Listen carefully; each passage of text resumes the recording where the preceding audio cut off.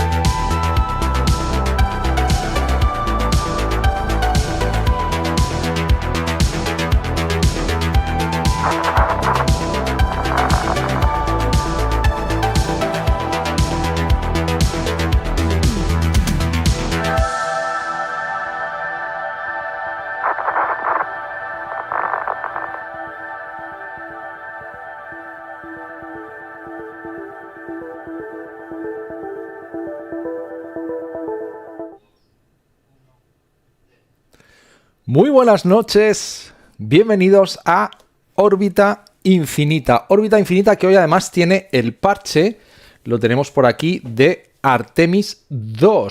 Artemis II, el final de una misión absolutamente histórica. En este momento 4 personas viajan dentro de una cápsula de 5 metros de diámetro a más de 17.000 kilómetros por hora en rumbo de, controlado contra la atmósfera de la Tierra. Llevan 10 días en el espacio, han rodeado la Luna, han roto el récord histórico de distancia humana que llevaba 56 años en pie, han visto un eclipse solar desde el espacio profundo, han conectado con el mundo entero y ahora tienen que hacer lo más difícil de todo, que es volver a casa sanos y salvos, que es para lo que vamos a estar esta noche aquí al pie del cañón, Christina Koch and Hansen of the Canadian Space Agency. A number of milestones yet to transmitiendo before splashdown just over an hour and a half from now. Earlier today the crew woke up at about 10:30 directo lo que va a ser el final, como decía, de una misión histórica. La reentrada de Artemis II va a durar en total, una vez que en el Pacífico, 6 de esos 13 minutos serán en completo silencio. No vamos a tener telemetría, no vamos a tener voz, no va a haber ningún tipo de contacto con la Tierra, porque el plasma que envuelve a esa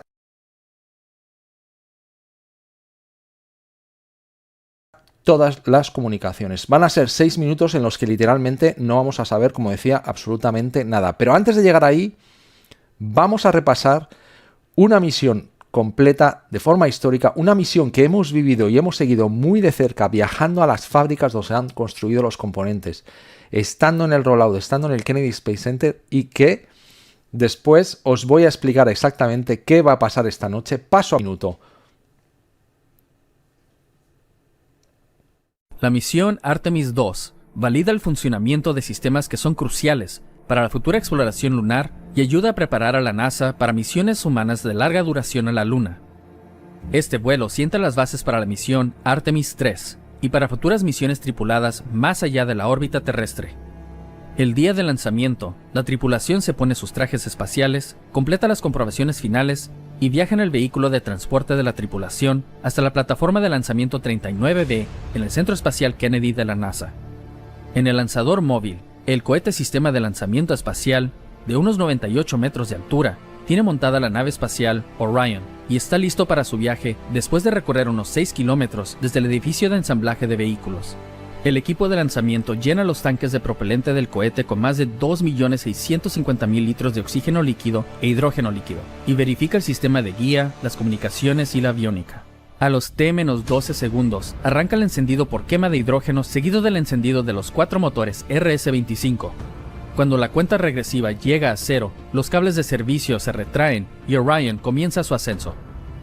El cohete, que pesa 2,72 millones de kilos, produce 4 millones de kilos de empuje.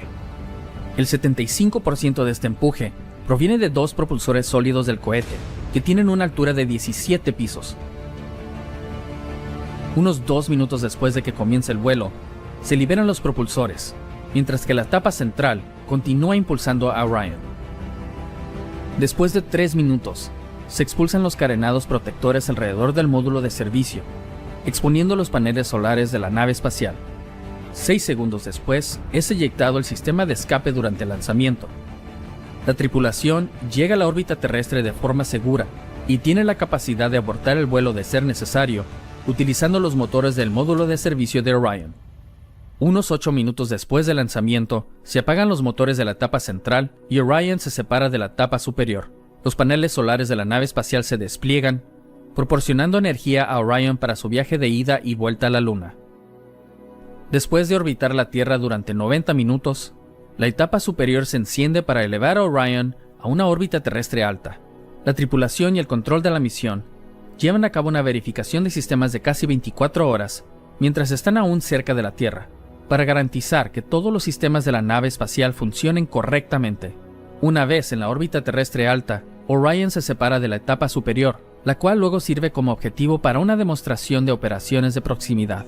Durante este ejercicio, los astronautas practican procedimientos de maniobra, acoplamiento y desacoplamiento, utilizando cámaras y las ventanas de Orion para evaluar el manejo y los sistemas de la nave espacial. Los datos recopilados durante estas pruebas verifican los sistemas de soporte vital, comunicaciones y navegación, a fin de confirmar la aptitud de Orion para las operaciones en el espacio profundo. Aproximadamente 23 horas después del lanzamiento, Orion efectúa un encendido de motores para la inyección translunar, colocando a la nave espacial en una trayectoria a la Luna de 4 días de duración. Durante el viaje, la tripulación de ARTEMIS II continúa monitoreando los sistemas de la nave espacial y practicando los procedimientos de emergencia, incluyendo el uso del refugio contra radiación a bordo. El recorrido de la tripulación se extenderá por más de 370.000 kilómetros, llevando a los astronautas alrededor del lado lejano de la Luna y convirtiéndolos en los primeros seres humanos en llegar a esta región en más de 50 años. Orion regresa a la Tierra en una trayectoria de retorno libre y eficiente en combustible. El módulo de tripulación se separa del módulo de servicio antes de ingresar en la atmósfera. 12 propulsores orientan a la nave Orion, la cual luego reingresa a la atmósfera a unos 40.000 km por hora. La desaceleración puede alcanzar 4 veces la gravedad de la Tierra, y el escudo térmico protege a la nave espacial de temperaturas que rondan los 2760 grados Celsius. Una sucesión de paracaídas se despliega para desacelerar el descenso de Orion. Después de recorrer más de 1,1 millones de kilómetros, Orion ameriza en el Océano Pacífico, a unos 93 kilómetros de la costa de California. Los equipos de recuperación ayudan a los astronautas a subir a helicópteros, en los cuales son transportados al buque de recuperación, y Orion es de vuelta al Centro Espacial Kennedy.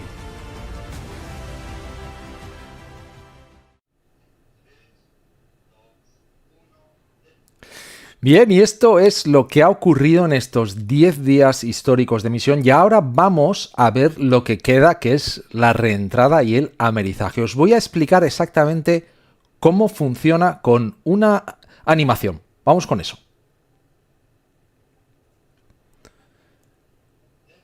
Lo que estáis viendo es la secuencia completa de lo que va a pasar esta noche. Primero, la cápsula Orion se va a separar del módulo de servicio europeo, que es ese cilindro que le ha dado energía, le ha dado agua y propulsión durante todo el viaje, y a partir de ahí Orion está sola. Solo queda el módulo tripulado con 4 astronautas dentro, esa cápsula Orion. Después, el último encendido de motores para afinar el ángulo de entrada, y luego viene lo que veis aquí, la interfaz de entrada a 122.000 metros de altitud, a unos 39.000 kilómetros por hora.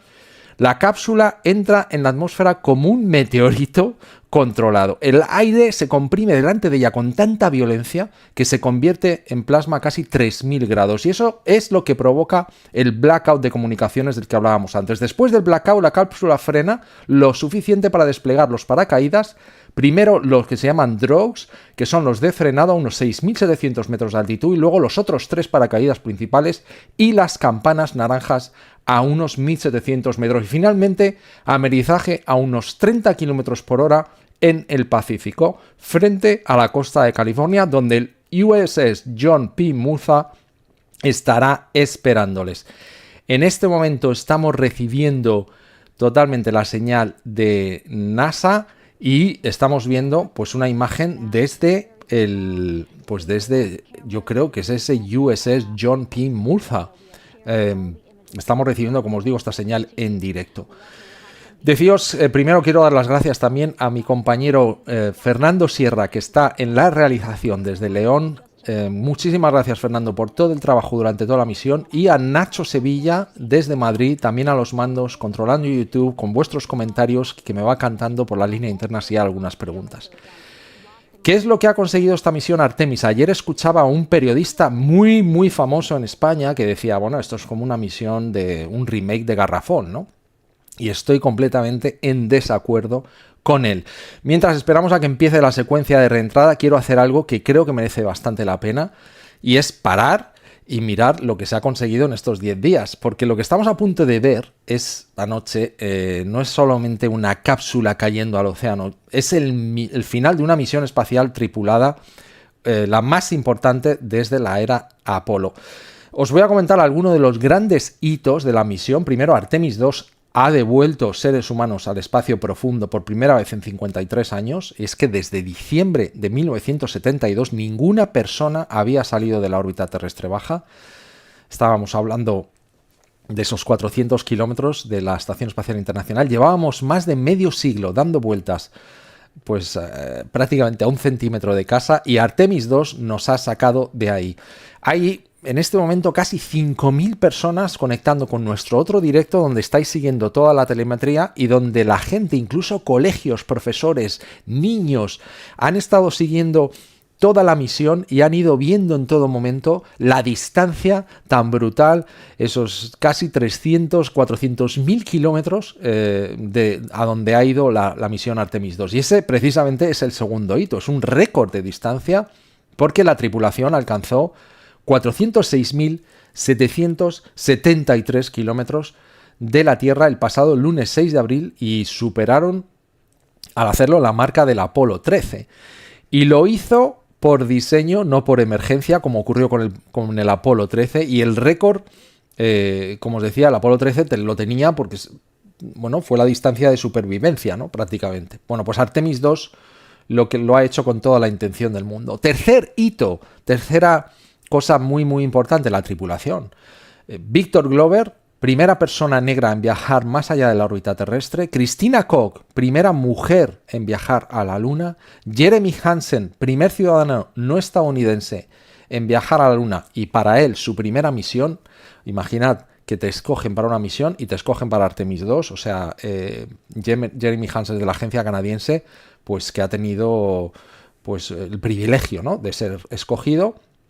Y los 24 seres humanos que viajaron antes a la Luna, 24, hoy me llamaba alguien y me decía, no hemos ido. Y digo, sí, hemos ido muchas veces, hemos alunizado 6, pero eran 24 seres humanos que viajaron a la Luna durante la era Apolo. Eran todos hombres blancos norteamericanos, y Artemis II ha roto ese patrón de golpe, ¿no? En el parche, que lo tenéis aquí, siempre me equivoco de lado, bueno, pues en el otro sitio es para toda la humanidad, y es precisamente lo que hicieron. Pero quiero que mi amigo Fernando pinche un vídeo de lo que vio el Apolo.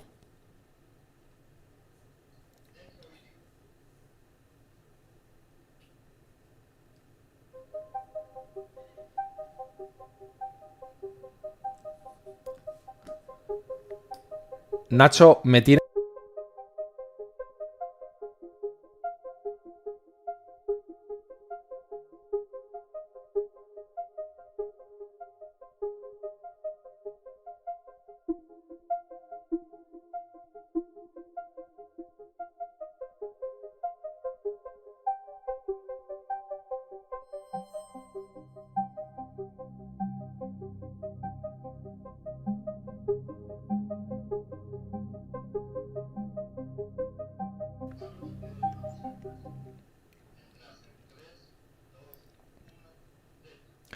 Os he comentado los 3 grandes hitos, hay más, o sea que esta misión de remake garrafón, para nada. Cuarto hito de la misión, el sobrevuelo lunar del lunes fue para el mundo entero fue absolutamente increíble. Para la comunidad científica lo fue aún más porque fue uno de los momentos más importantes de la misión. La tripulación pasó 7 horas observando, fotografiando la superficie de la Luna, incluyendo zonas de la cara oculta que ningún ser humano había visto directamente. Sí que habían pasado por allí en la era Apolo, pero ninguno lo había visto directamente porque el Sol en la era Apolo pues incidía de tal forma que todo eso estaba en sombra. Bueno, pues Artemis II lo ha podido ver de una forma privilegiada.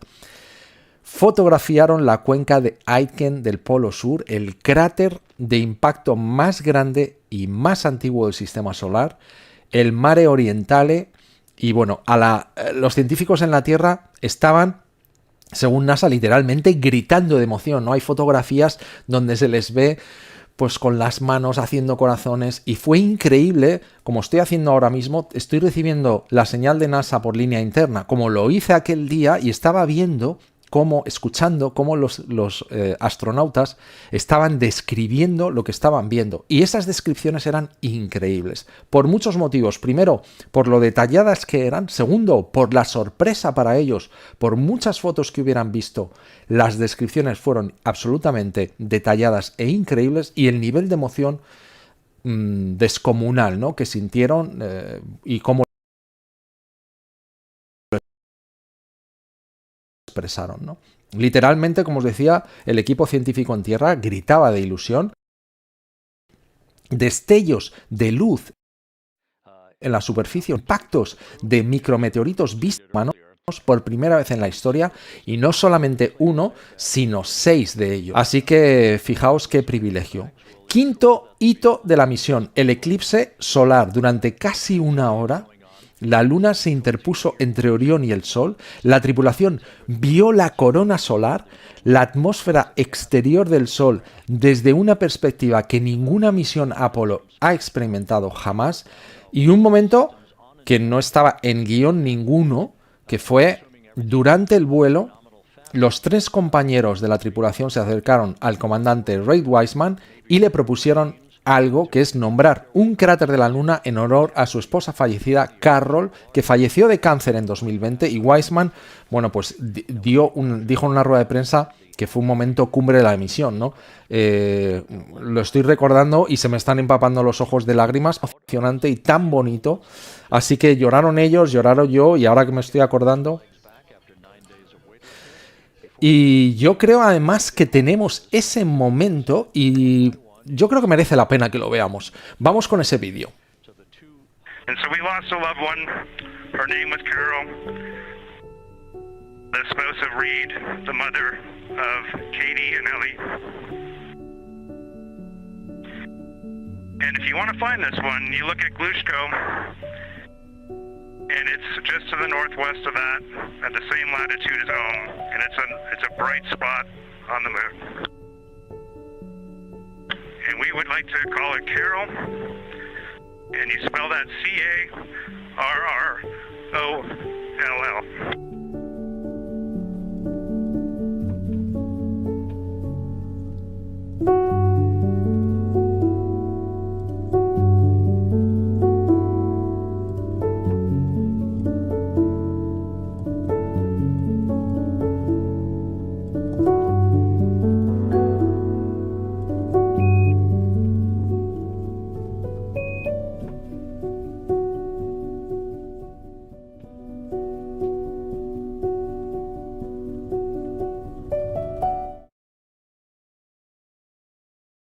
Vídeo fue un momento, como os digo, cumbre de la misión, donde los 4 estuvimos, como decía Wiseman, estuvimos más unidos que nunca, y donde el mundo estuvo unido. No es un dato técnico, es un dato humano, y como tengo aquí en el otro lado, Pablo, fue un acto de puro amor, de que nos hace falta compartir actos como este tan bonitos en el mundo, en un mundo loco cada vez más. Pues estas cosas nos unen como especie, ¿no?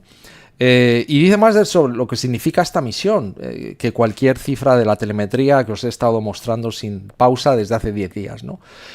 Otro de los momentos que creo que merece mucho la pena recordar, hace unas horas, tras completar la última corrección de trayectoria, donde bueno, pues hacen un pequeño encendido de esos propulsores para colocar a la nave Orion en el ángulo preciso, en la órbita precisa donde tienen que entrar, y es muy importante, luego os voy a contar el porqué, que no fallen. Pues tras completar esta última corrección de trayectoria, el comandante Wiseman tomó el micro y dedicó unas palabras al equipo europeo, ¿no? Queremos dar un enorme reconocimiento al equipo de la ESA y de Airbus, a nuestros amigos en los Países Bajos, en Alemania, en el Grand Research Center. Y aunque no lo ha nombrado, hay partes de ese módulo de servicio que se hicieron en Torrejón, ¿no? En Madrid, en España. Así que nos tenemos que sentir orgullosos. Este vehículo, decía, nos ha dado energía, nos ha propulsado desde la Tierra hasta la Luna y de vuelta con una precisión extraordinaria. El modo de servicio que se va a separar dentro de un rato, muy poquito, el que Airbus construyó en Bremen y que ha funcionado prácticamente impecablemente durante 10 días, con algunos pequeños problemas, pero prácticamente nada. Vamos a ver un vídeo.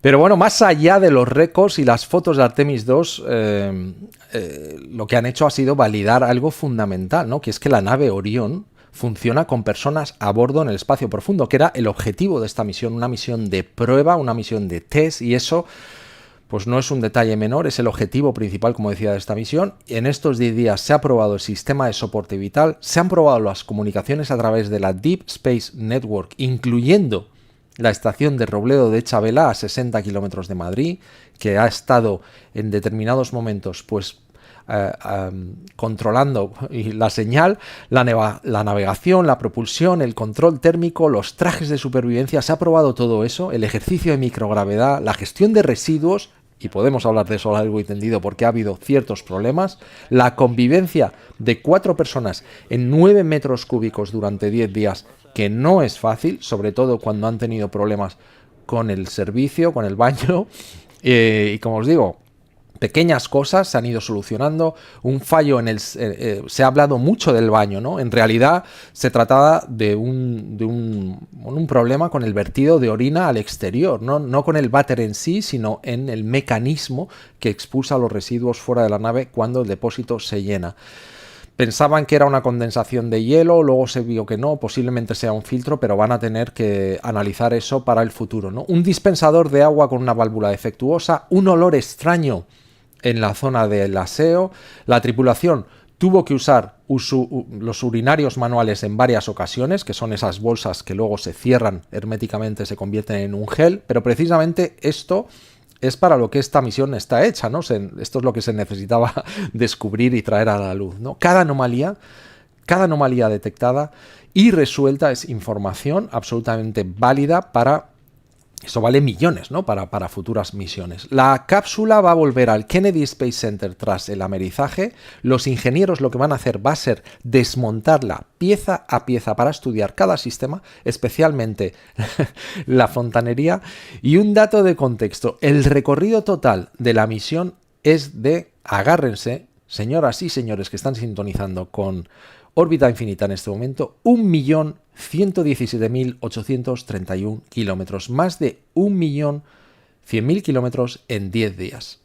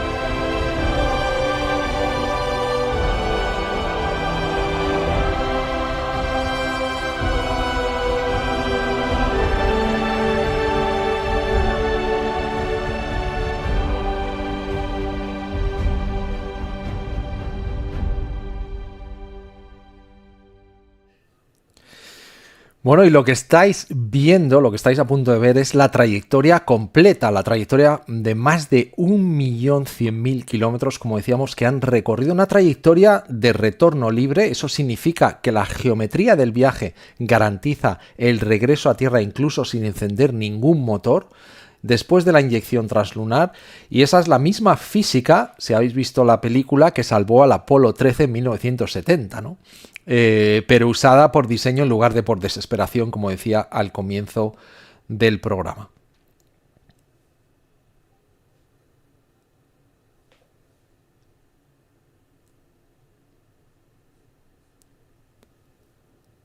Y yo no sé si estamos viendo...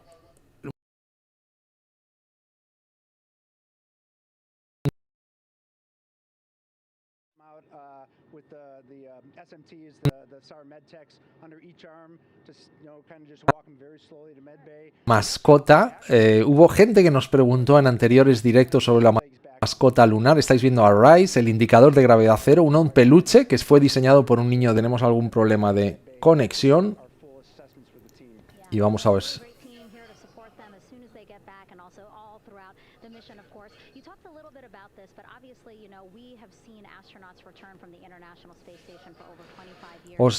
Os decía que hay un peluche, fue un peluche diseñado por un niño de 8 años desde California, inspirado en la foto del Earthrise del Apolo 8, y dentro lleva una tarjeta con los nombres de casi 6 millones de personas de todo el mundo, entre ellos el de mis niños, entre ellos el de mi mujer, entre ellos mi nombre. Y cuando Rice empezó a flotar en cabina, bueno, pues supimos que la tripulación estaba en ingravidez. Y esta noche, cuando Rice deje de flotar y vuelva a la Tierra, sabremos que han llegado a casa.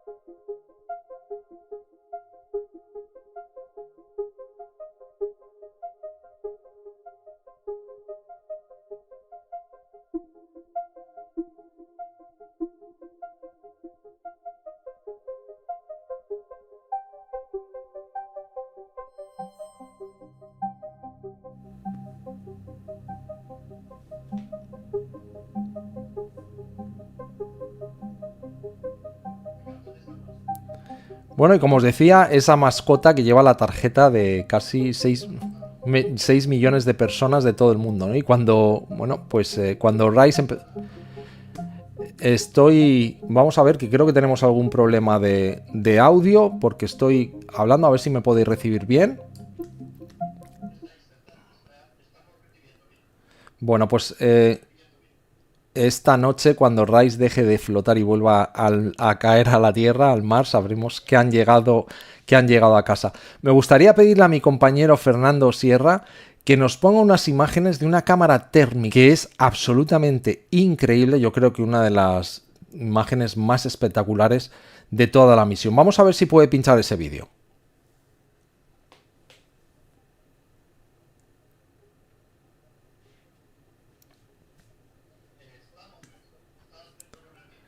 Bueno, estas imágenes de la cámara térmica muestran la distribución de calor en la nave y son absolutamente fundamentales para entender cómo se comporta el escudo térmico y la estructura de Orión en condiciones reales, ¿no? Lo que vais a ver esta noche durante la reentrada es precisamente la prueba suprema de este sistema térmico. Y en el siguiente vídeo lo que vamos a ver, esta es la vista desde la cámara del apogeo, alejándose de la Tierra, 53 segundos, bueno, pues que condensan lo que significa estar más lejos de casa que cualquier ser humano lo haya hecho en la historia.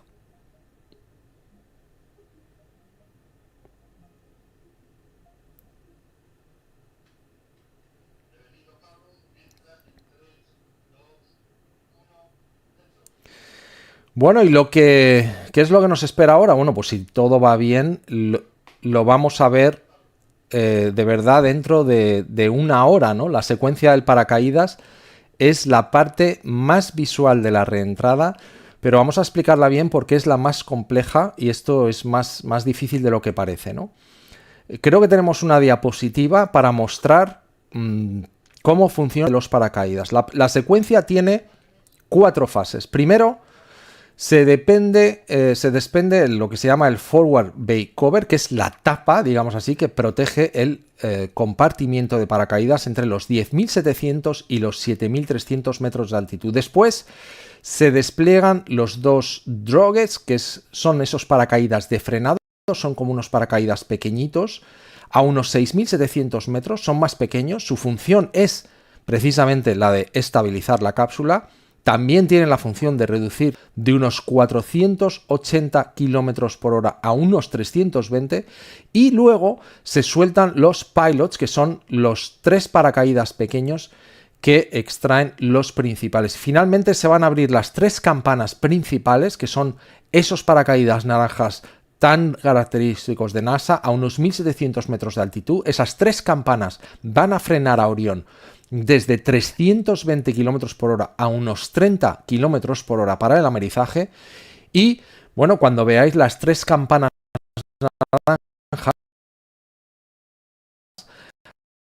naranjas, NASA, eso significa que todo va bien. Y esa es la imagen que vamos seguro a ver, que todo el mundo... Bueno, pues esto es lo que podemos esperar de este plan. En este momento le voy a pedir a mi compañero Fernando también que nos pinche lo que va a ser el perfil de reentrada. Lo que se llama en inglés el Lofted Entry Sequence. No sé si lo tenemos en pantalla, pero lo que quiero hacer es repasar con vosotros el perfil de reentrada porque es importante entenderlo antes de que empiece. Lo que veis en este gráfico es la altitud de Orión en función del tiempo, desde lo que se llama en inglés el Entry Interface, que es a 122.000 metros, hasta el amerizaje. Son 13 minutos en total.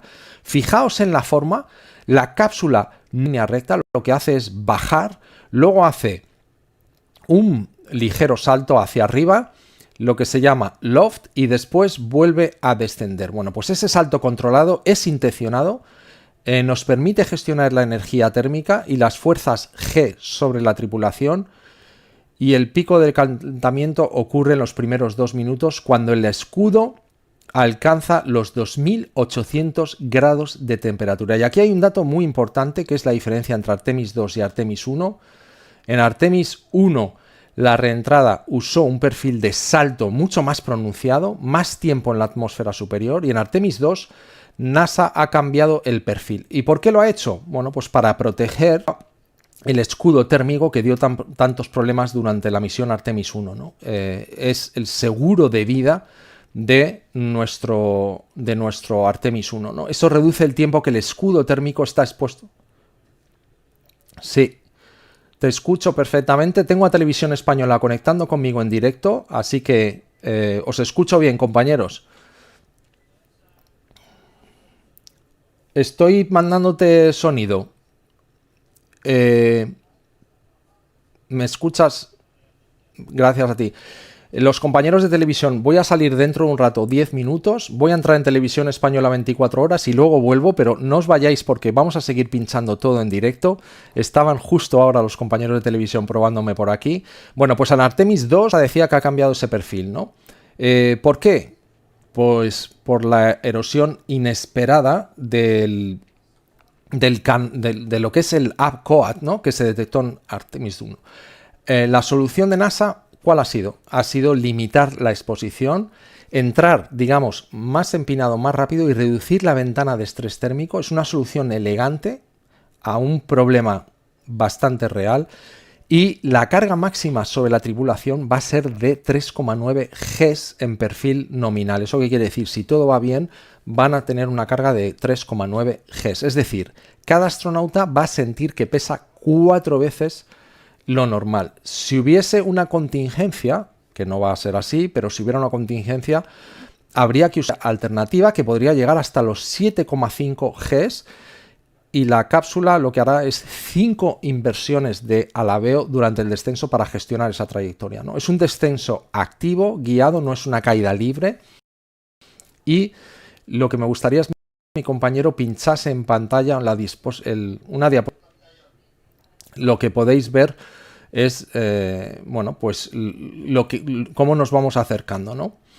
Vamos a repasar la secuencia completa con hora española para que tengáis clara. A la 1:33 se espera que se separe el módulo de servicio europeo.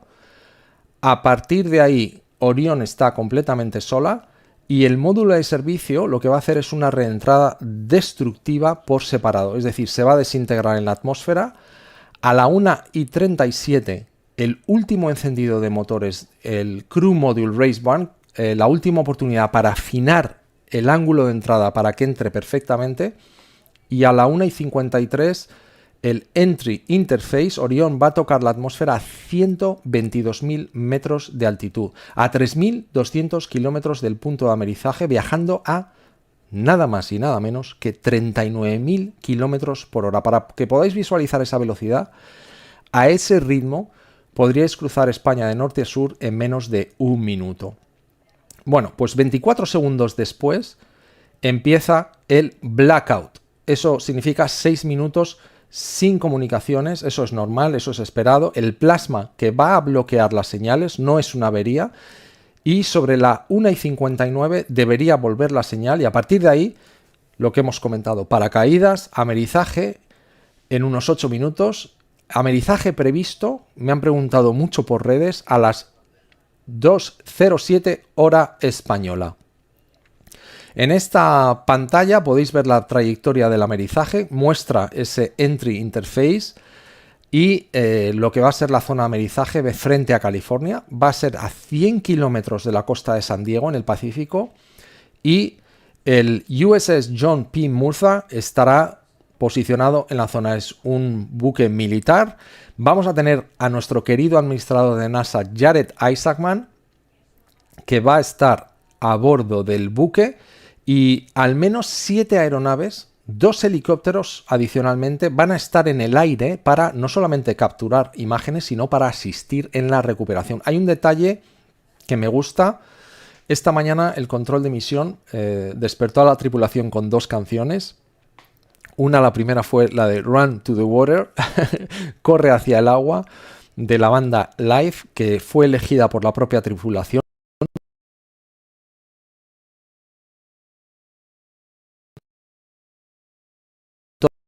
Todas las mañanas ellos decidían con qué música se querían despertar.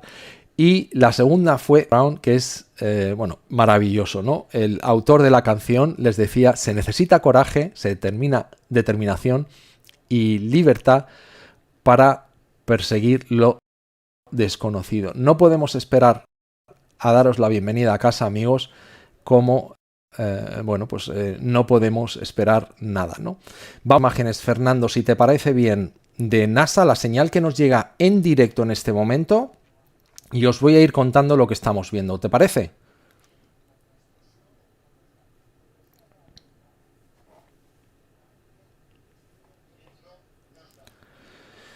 Bueno, pues veis a la comentarista, en este momento Megan Cruz, que se encuentra en ese buque que os comentaba, donde va a estar ella también, el administrador Jared Isaacman, y veis cómo los astronautas, delante de esas pantallas, decíos que ellos, si todo va bien, no tienen que hacer absolutamente nada, es una maniobra completamente computerizada, tienen 4 ordenadores distintos, es decir, si fallase uno, entraría el segundo, si fallase el segundo entraría el tercero, si fallase el tercero entraría el cuarto, y luego existe también otro computador absolutamente independiente que, pues intentaría reganar el control en caso de que algo fuese mal. Como digo, va a ir todo, pero veis a los astronautas pues analizando toda la información. Aquí tenéis a uno de los responsables, el capitán Eric Kenny, del USS John P. Murtha, uno de los responsables de ese operativo de rescate. Estamos viendo lo que es la zona de aterrizaje, la zona donde esos helicópteros y esas aeronaves, pues como veis, ya han partido desde ahí porque van a tomar imágenes. Y pues todo esperando a que vaya de forma nominal, ¿no? A mí me gusta mucho cuando los ingenieros de NASA, cuando los comentaristas nos hablan de trayectoria nominal, entrada nominal, quemado nominal. Y eso significa, nominal significa que todo va bien. ¿Qué más cosas os puedo contar? Yo creo que el nivel de emoción que hemos sentido todos hasta ahora ha sido increíble, pero sí que hay muchísima tensión, ¿no? Sé que el administrador Jared Isaacman, por ejemplo, os cuento una anécdota, ayer enviaba el control de misión en Houston a los cientos de personas que están allí trabajando, pues envió 100 pizzas, litros y litros de café, ¿no? Pues para que el equipo estuviera bien hidratado y bien despiertos para estoy seguro que nadie ha dormido. Y Eduardo García Llama, que tuvimos la oportunidad de hablar con él hace muy poquito en órbita infinita, pues que está precisamente en ese control de misión en Houston y es uno de los responsables de si hubiera algo fuera de nominal, algo no nominal, algún problema, pues él es el máximo responsable de entender qué es lo que pasa, ¿no? Así que imaginaros la tensión que tiene Eduardo en este momento. Ha colgado una foto en Twitter que yo he podido retuitear, donde, pues ponía que les han puesto, NASA les ha puesto hasta unos catres, ¿no? Donde han estado durmiendo, prácticamente echándose unas cabezadas, no durmiendo, pero sí un pequeño ratito, ¿no? Estoy ya conectado con los compañeros de televisión española. Estoy viendo al gran Milá y algún ingeniero de la ESA. En algunos momentos veréis que yo desaparezco para irme a televisión, al canal de 24 horas, pero no os vayáis de este directo porque vamos a seguir, como os decía, pinchando, ¿no? También me parece una cosa bastante bonita que el administrador Isaacman esté allí en persona, ¿no? Que esté allí. Bueno, ayer escuchaba un vídeo en el que se le preguntaba si él dormía, ¿no?, estos días. Y me imagino la tensión a la que está sometido. ¿Por qué? Pues porque os había contado, ¿no? En la misión Artemis I se identificó un problema con todo lo que fue el fuselaje, ¿no?, la protección, que no puso en ningún momento en riesgo la temperatura del interior, aunque había maniquís en Artemis I, pero sí que fue un problema que se investigó profundamente, se sabe por qué ocurrió. Ellos intentaron, digamos, que fuera todo prácticamente, para que lo entendáis, impermeable, pero se fueron en esos ladrillos, digamos, que están construidos con fibra de carbono y con diferentes químicos, el APCOAT que os contaba. Bueno, pues eso lo que tiene que ponerse es negro y se van desprendiendo capas para disipar toda esa energía y ese calor, ¿no? Casi 2800 grados. Bueno, pues cuando identificaron el problema fue porque los gases, al ser totalmente impermeable y al entrar en una maniobra donde la cápsula pues se enfriaba un poco dentro de las temperaturas de las que hablamos, en esos saltos de los que hemos comentado antes, los gases se expandían y no podían salir por ningún sitio, ¿no? Eso se está intentando minimizar con esta trayectoria que os hemos descrito hoy, una trayectoria que lo que hace es exponer, digamos, a menos estrés térmico a ese APCOAT, y lo han estudiado de arriba abajo, pero es un riesgo, y es un riesgo del que son conscientes también los astronautas, del que son conscientes sus familias, que les vemos aquí. Me imagino la tensión que están todos viviendo, y por eso es tan importante también que el quemado funcione perfectamente, ¿no?, para que ese último quemado coloque a la nave Orion en el ángulo de reentrada absolutamente preciso. Yo creo que en este momento está con todo el mundo pues manteniendo la respiración hasta que veamos esos parachutes, ¿no?, estos paracaídas. Cuando lo veamos, pues estaremos todos más tranquilos, ¿no? Os decía, ese amerizaje, estamos viendo imágenes aquí de este buque, va a ser a 100 kilómetros de la costa de San Diego. ¿Por qué se ha elegido la costa de San Diego en el Pacífico? Bueno, pues precisamente porque el soporte que les puede dar los militares es lo mejor de lo mejor, ¿no? Ese USS John P. Murtha estará posicionado en esta zona, ya está posicionado ahí.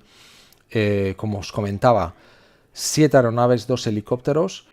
Aquí podemos ver una imagen preciosa, la hemos podido ver brevemente, donde veíamos a la Luna y bueno, pues imaginaos la tensión, ¿no? Cosas que contaba Jared, ¿no? Hemos hecho todo lo que podíamos hacer. Hay una cosa que a mí me ha llamado mucho la atención, y es que la transparencia con la que ha hablado NASA durante toda la misión, ¿no? Ayer Jared admitía que van a cambiar para Artemis III y para Artemis IV, pues van a cambiar todo ese sistema, ¿no?, que no ha funcionado bien, ¿no? O sea, que admiten que es un problema, admiten que es un riesgo, lo han intentado minimizar, pero han sido súper transparentes a la hora de hablar de ello, ¿no? Yo creo que el trabajo de comunicación que ha hecho NASA durante toda la misión ha sido excepcional. Ruedas de prensa, comunicación, delicatessen, nos han tratado súper bien a todos los compañeros que hemos estado, bueno, pues no solamente durante el lanzamiento, sino meses antes, invitándonos a visitar las fábricas, a hablar con los ingenieros, a hablar con los responsables de toda la misión. Yo he podido hablar prácticamente con toda la gente, todos los managers del programa Artemis, y ha sido un privilegio, y lo han hecho de 10, ¿no? Y yo creo que es importante pues también que ellos son conscientes del papel que tenemos los divulgadores y todos estos canales que estamos dando visibilidad, la importancia que tiene bueno, pues el que volvamos a hacer cosas increíbles como humanidad, ¿no? En un minuto voy a entrar en televisión española, amigos. Os voy a dejar aquí con la señal de la NASA pinchada. No os vayáis, que vuelvo en un ratito.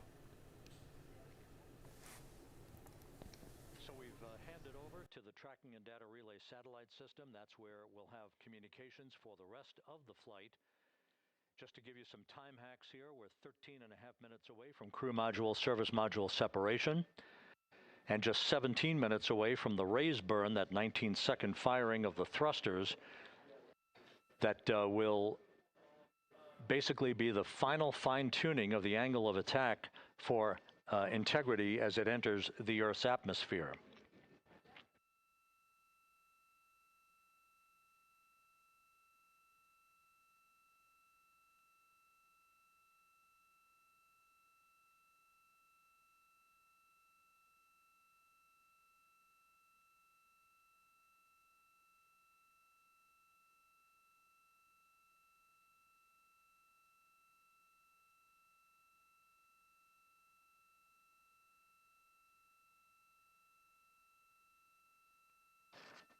And once again, a dueling box view of some of the assets that are involved in recovery operations today. The integrity, cabin configured, all crew suited and seated. Houston copies. That confirmation from Reid Wiseman aboard Integrity. As you see the assets being deployed to the splashdown zone. At the time of splashdown, we expect the John P. Murtha to be about 5 miles away from Integrity, keeping a safe distance until we are sure that the vehicle is in the water and upright, and that it is in a good configuration system-wide for the recovery teams to begin to approach the vehicle to erect that inflatable raft. 2 minutes to CM RCS warm-up hot fire. We're ready. That call from spacecraft communicator Jackie Mahaffey indicating that we're 2 minutes away from a quick burst of the reaction control system. Thrusters, that will be a hot fire test prior to the separation of the crew module from the service module. The European service module has performed flawlessly throughout this flight. Everything, all the burns that had been prescribed for that service module have been executed on time and without a problem. There is the European flight control room that has overseen the manufacturing, the design of the European service module. They deserve quite a bit of credit on this mission for not only propelling the Integrity and its astronauts toward the moon, but also conducting the fine-tuning of its trajectory to bring it to this point where we are dead spot on down the middle of the corridor trajectory-wise to bring Integrity down for its splashdown in the Pacific just 44 minutes from now.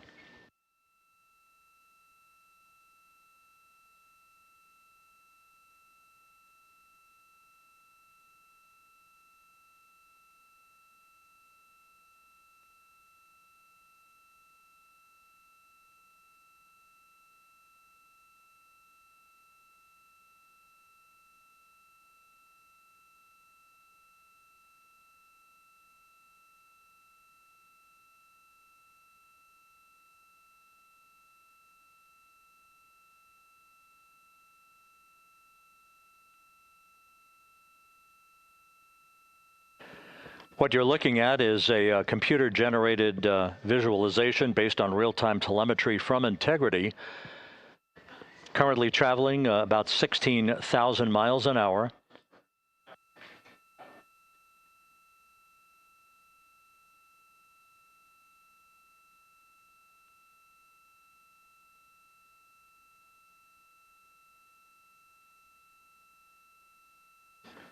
Integrity traveling about 16,000 miles an hour. For the prop cautions, we're taking a look.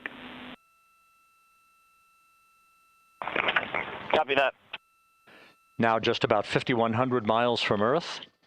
Splashdown scheduled 43 minutes from now. We're just 9.5 minutes away from the crew module service module separation.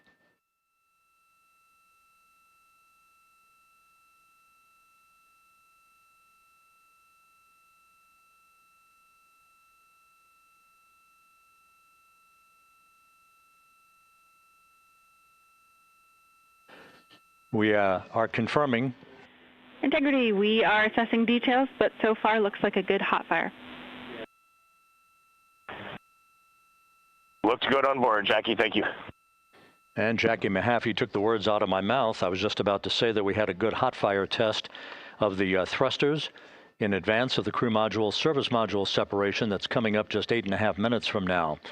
This will begin the period in which we will have rapid-fire succession of critical activities on board that will lead to entry interface just 28 minutes from now, where the vehicle will enter the Earth's atmosphere at an altitude of 400,000 feet. The time of entry interface, 6:53 and 30 seconds p.m. Central Time.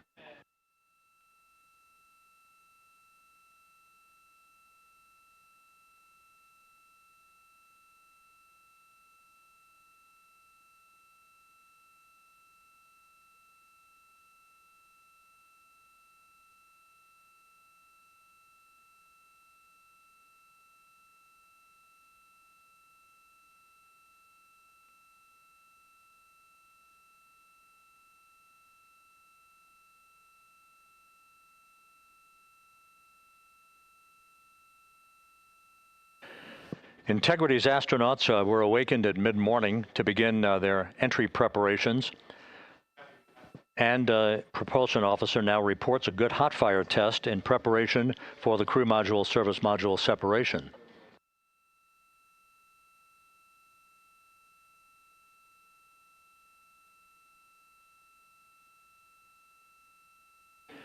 We're now inside 41 minutes until splashdown.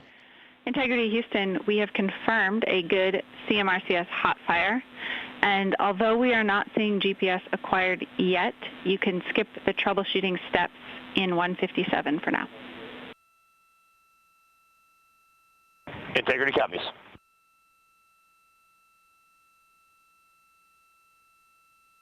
That GPS discussion indicating that we will be acquiring navigational data for Integrity through the Global Positioning System equipment on board.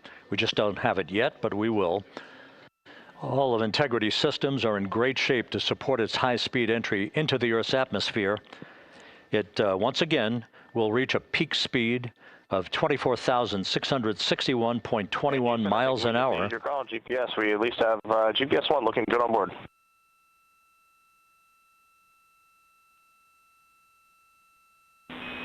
We are confirming.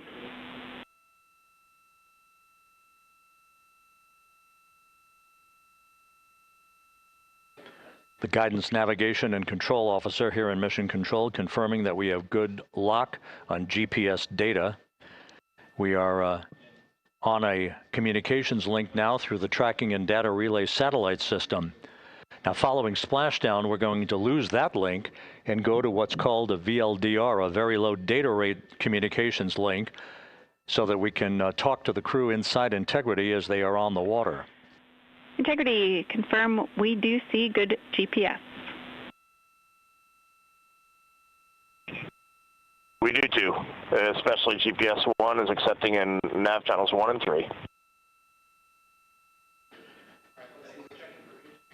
That GPS data is basically telling Integrity's onboard computers its position relative to the Earth, but its trajectory and its orientation according to flight dynamics and the guidance, navigation, and control officer is spot on. We have now armed the pyros for the crew module service module separation coming up less than 5 minutes from now.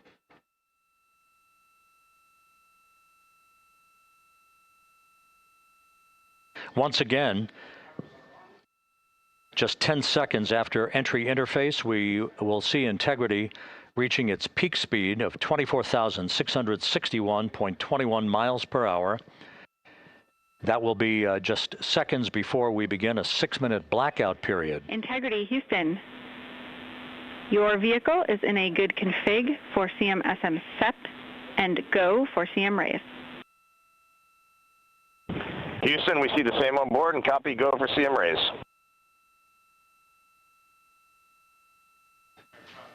That CM raise referred to as the slight firing of 19 seconds by Integrity's thrusters with a change in velocity of 9.9 feet per second, a slight nudge of the aft end of the vehicle so that it's tilted a bit upward, providing the final angle of attack as the vehicle enters the Earth's atmosphere This being the mitigating factor that will reduce heat loads on the heat shield as we reach a point downrange from the start of entry interface, some 1,701 nautical miles to the splashdown site.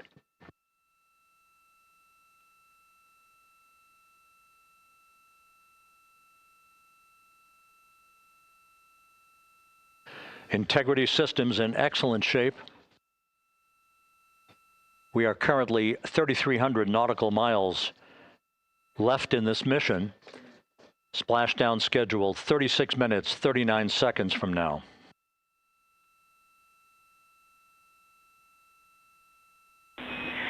Integrity Houston, for the 2 enabled prop cautions, what happened is while the thrusters were firing, multiple pressure sensors on each of the strings diverged a bit from each other.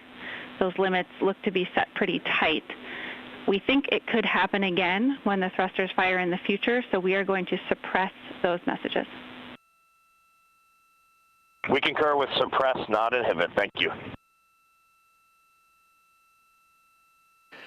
That exchange between Jackie Mahaffey, our Capcom for tonight, and Reid Wiseman aboard Integrity, indicating basically to ignore sensor data. All of Integrity systems are in good shape.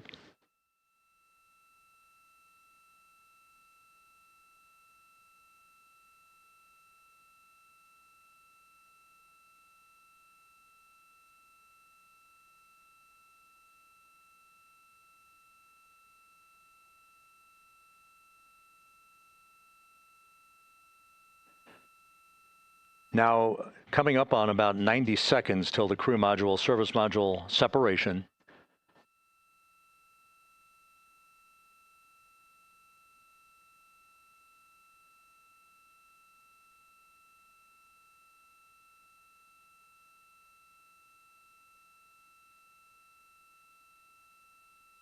All quiet here in Mission Control as we enter the most critical phase of the completion of this flight. All of the preparatory activities leading up to the vehicle entering the Earth's atmosphere just 21 minutes from now.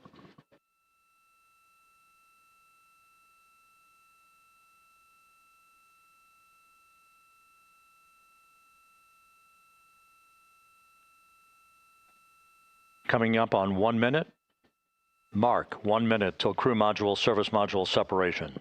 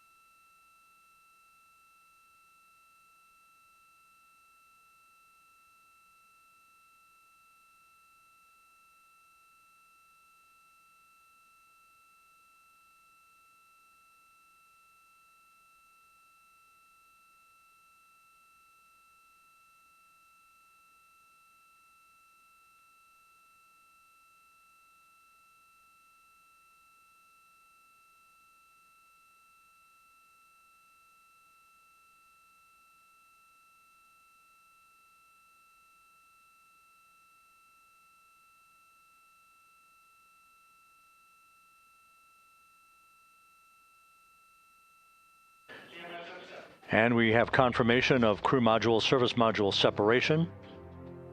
And a great view, albeit momentarily. Houston, good step on board. Houston copies and concurs. The European service module now separated from Integrity, a job well done. Integrity, no action for the 4 CDH cautions. Those are SM related, not applicable. Integrity.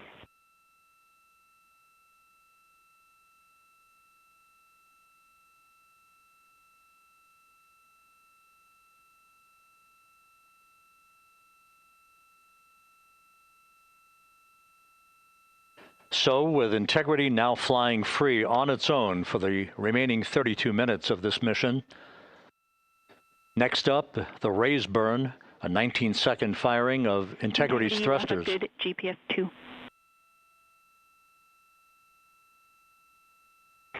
Integrity copies, good GPS 2. Coming up on the 2-minute mark until the raise burn. Again, this is the final tweaking of the orientation of integrity to put it in the right angle, if you will, the angle of attack that it will fly in during its entrance into the Earth's atmosphere. Entry interface now just 18 minutes, 25 seconds away. This is a visualization, but driven by real-time telemetry. This is the maneuvering of integrity to the raise-burn orientation. Just 2,800 miles from Earth.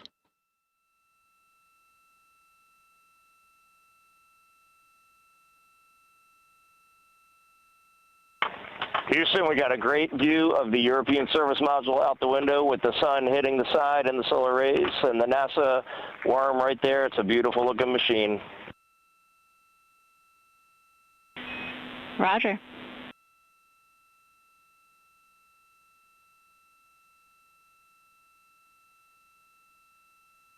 And we have completed the maneuver to the raise burn orientation, 1 minute away from the raise burn.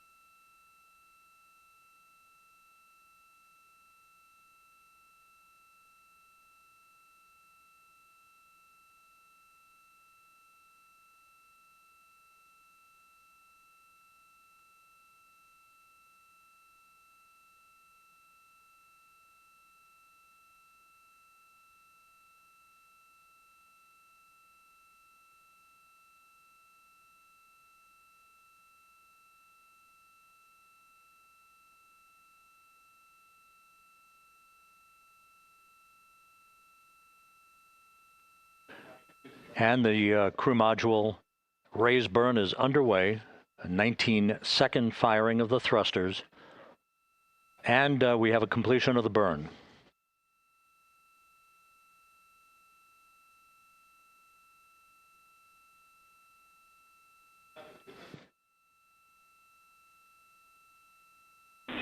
Integrity, good. CM raise burn. Your flight path angle is within limits.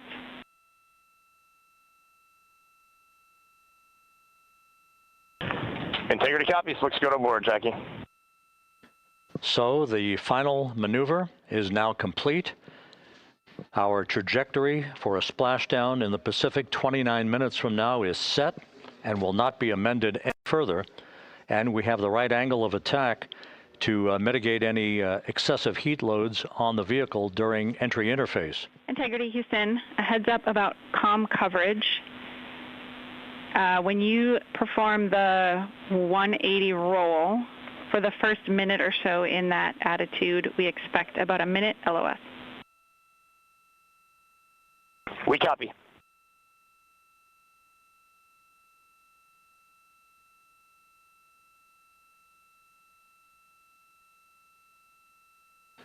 So for those who are watching the series of events coming up, we will enter the first traces of Earth's atmosphere 14 minutes, 45 seconds from now. 6:53 and 30 seconds is what is pegged for entry interface at an altitude of 400,000 feet, traveling at approximately 34,800 feet per second, range to touchdown or splashdown 1,701 nautical miles. 24 seconds after entry interface, we will enter a 6-minute blackout period in which we will lose communications with the crew. This is expected due to the buildup of plasma around the vehicle. That's an ionization effect due to the collision, if you will, of the velocity of the spacecraft with the friction of the Earth's atmosphere. That 6-minute blackout is expected to begin at 6:53 and 54 seconds p.m. Central Time. During that period of time, we will reach our peak speed of 24,661 miles per hour. That comes just short based on unofficial data from the flight dynamics officer right now, will come just short of the velocity record set by Apollo 10 of 24,791 miles per hour in 1969. We expect peak heating on the vehicle at 6:54 and 52 seconds p.m. Central Time, a minute and 22 seconds into entry interface. At that point, we will be just 204,000 feet above the Earth, traveling at 33,000 feet per second. The blackout period is expected to last 6 minutes. We expect that blackout period to end at 6:59 and 55 seconds p.m. Central Time. From the end of the blackout period until splashdown, it is just 7 minutes, at which point we'll start deploying the series of parachutes to slow integrity down to an ultimate splashdown velocity of just 19 miles an hour. We see the same, waiting for the 180 rolls.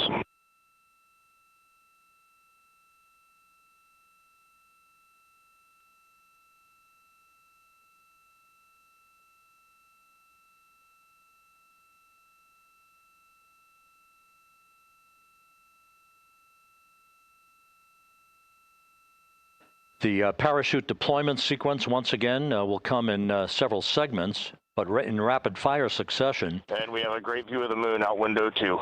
Looks a little smaller than yesterday. Guess we'll have to go back.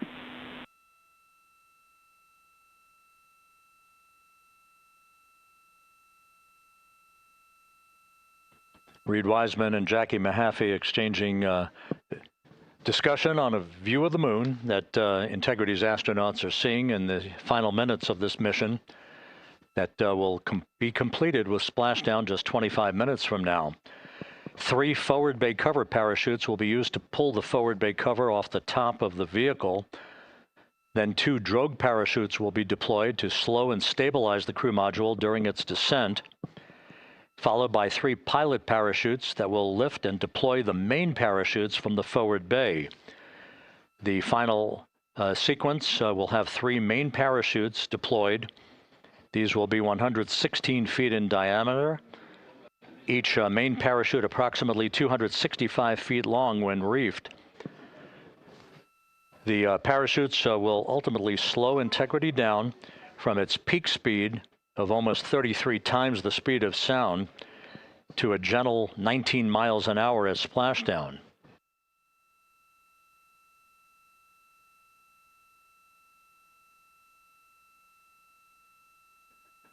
The vehicle is now currently in a roll to the proper attitude for entry interface. Our trajectory is right on according to flight dynamics.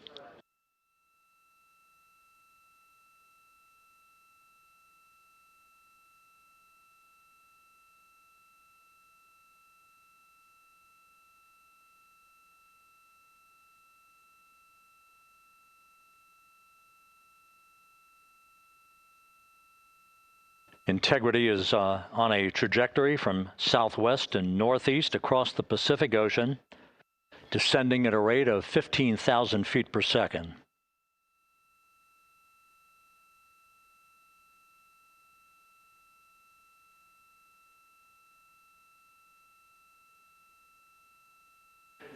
Range to touchdown 4,300 nautical miles, all the systems in excellent shape.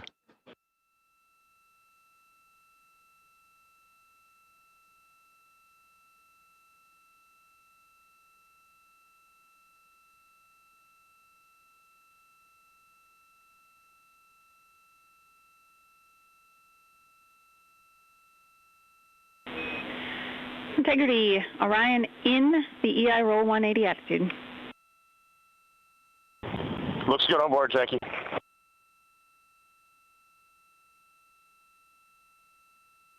This view out of one of Integrity's windows.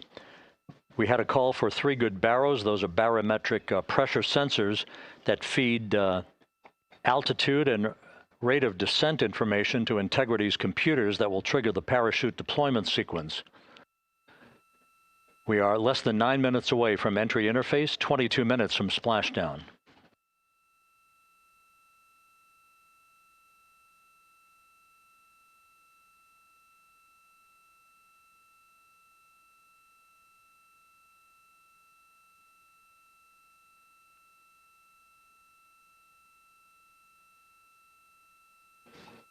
You can see the reflection of one of the crew members in the window.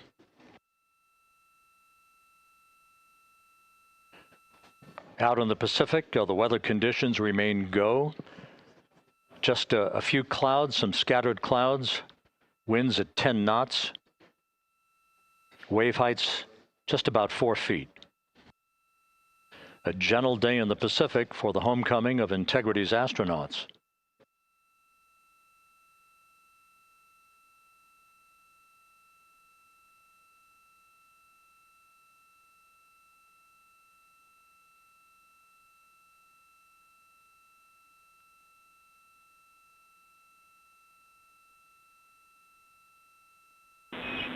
Integrity back in EI attitude.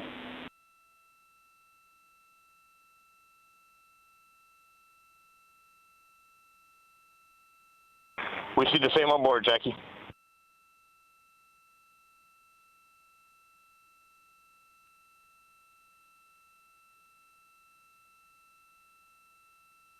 Houston, purge is complete. Crew and vehicle are configured for entry. Houston copies. And we're in step 37, transferring nav state to BFS.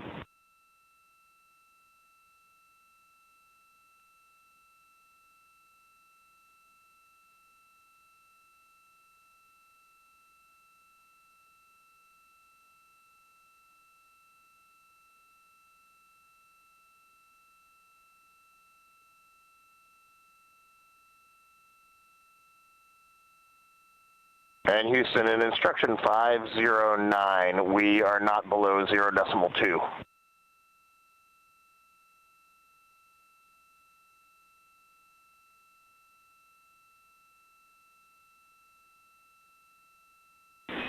Integrity, no action required. Integrity.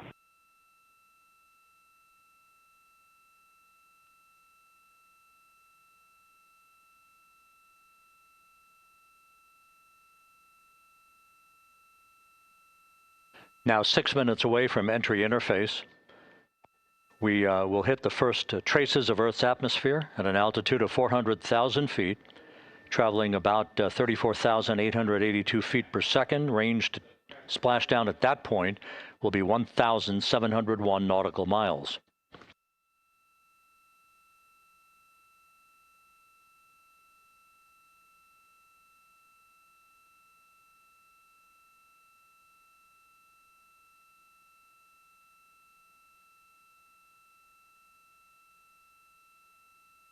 And once again, just a reminder, some 24 seconds after entry interface, we do expect to lose communications with the vehicle and the crew during a 6-minute blackout period when a plasma shield will build up around the spacecraft due to the ionization, due to heating effects.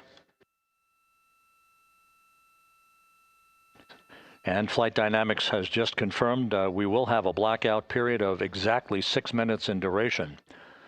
And once again, that's due to the fact that a plasma buildup around the vehicle will prevent communications and data, so we will not be able to talk to the crew members at that time, nor will we receive data here in the flight control room. Houston, everything is looking good on board. Just confirm no pre-EI downloads. Houston concurs. That blackout period to begin at 6:53 and 54 seconds p.m. Central Time, and again will last about 6 minutes in duration.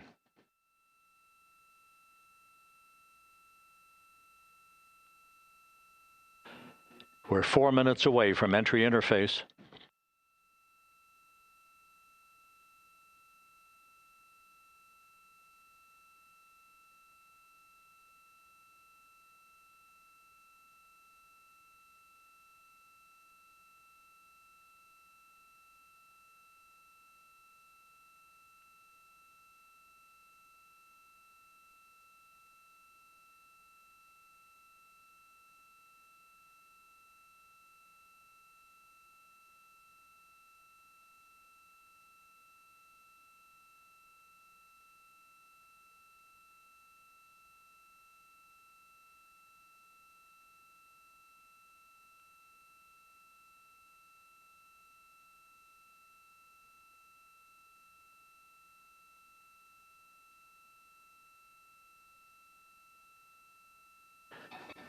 This view from Integrity as it crosses from southwest to northeast across the Pacific Ocean, 3 minutes from entry interface.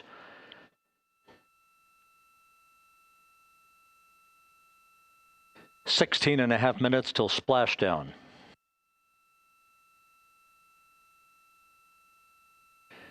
The USS John P. Murtha and the recovery team is on station and in position, as are the airborne imagery assets that we hope to receive imagery from as Artemis enters the Earth's atmosphere and through parachute deployment.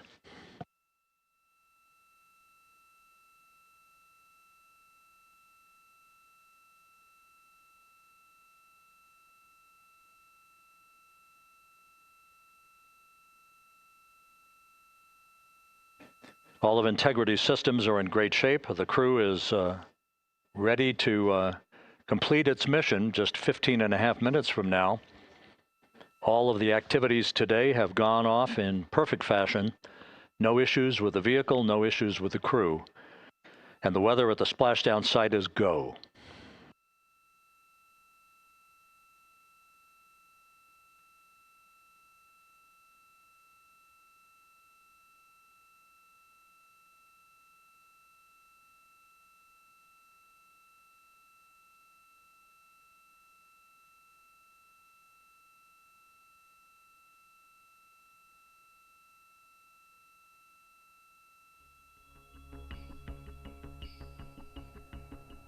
Coming up on 1 minute until entry interface.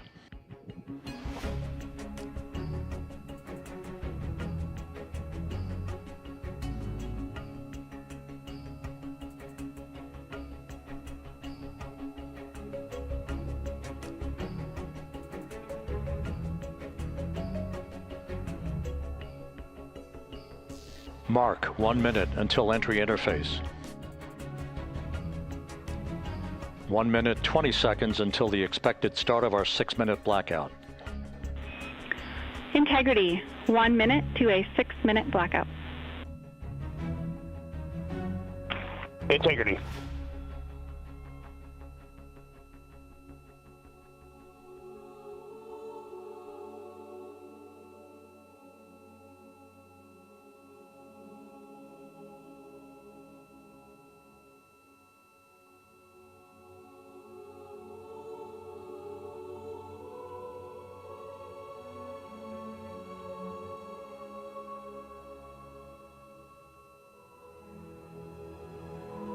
Ten seconds till entry interface.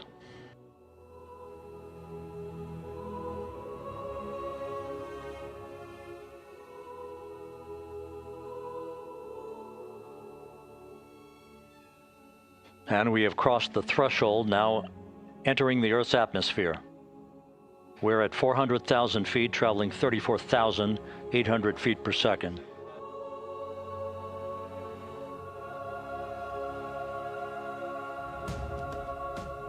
Time to splash down, 13 minutes, 10 seconds.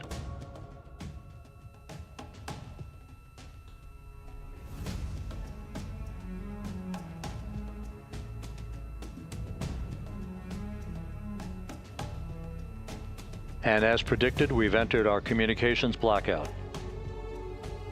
This will be a 6-minute blackout period. No voice, no data from the crew.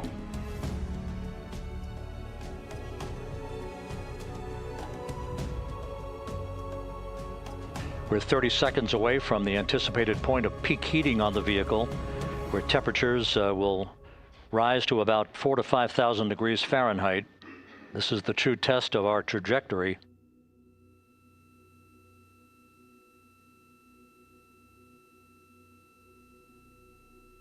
And from the G5 aircraft in the vicinity of the splashdown zone, this view of Integrity. So that pinpoint of light shows the vehicle as it enters the period of peak heating in the Earth's atmosphere, the first tug of gravity being felt by Integrity's astronauts since their launch back on April 1st.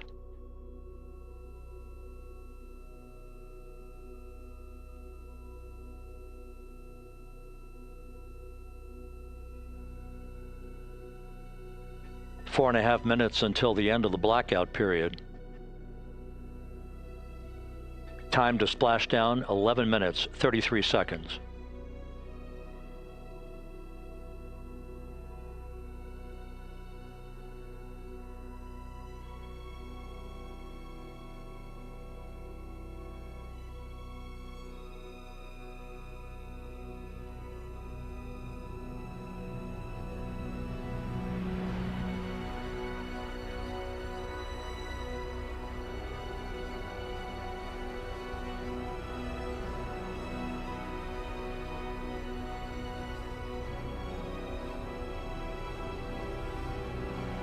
The landing and support officer reports that the P-3 has acquisition on integrity.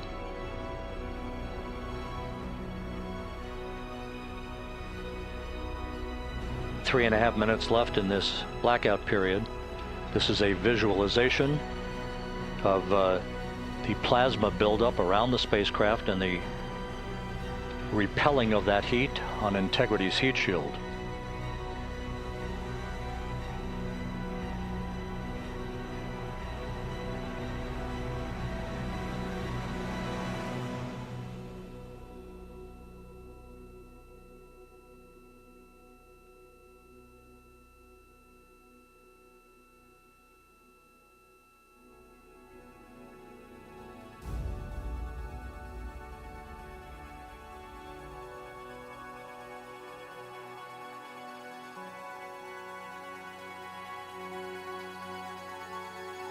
Flight Dynamics reports that airborne assets in the vicinity of the splashdown zone do have a visual on integrity. Still 2 minutes and 40 seconds left in our blackout period. Time to splashdown, 9 minutes, 35 seconds.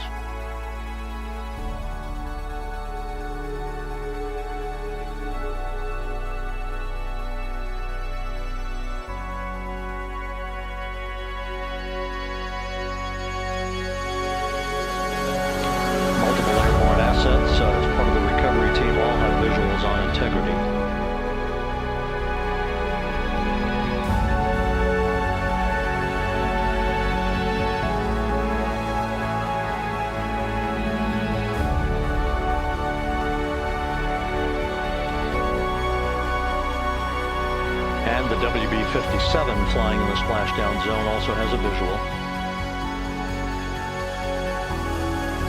And the Navy helos also have visuals.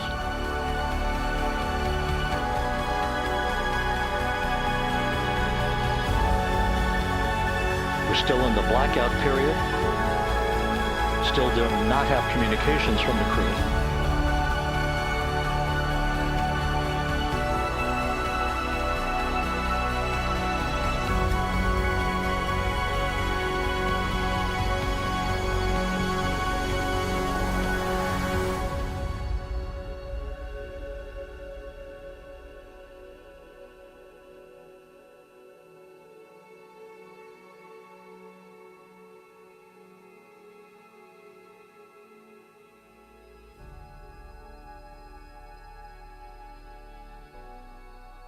We're standing by for communications from the crew. We should be out of the blackout period less than a minute from now.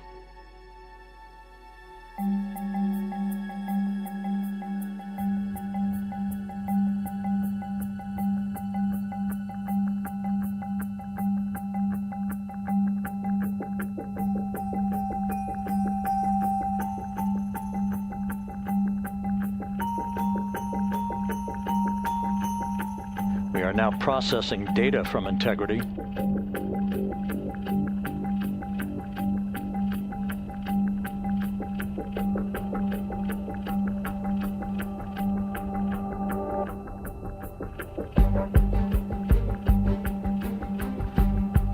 Landing and support officer reports the small boats are en route to the splashdown target zone.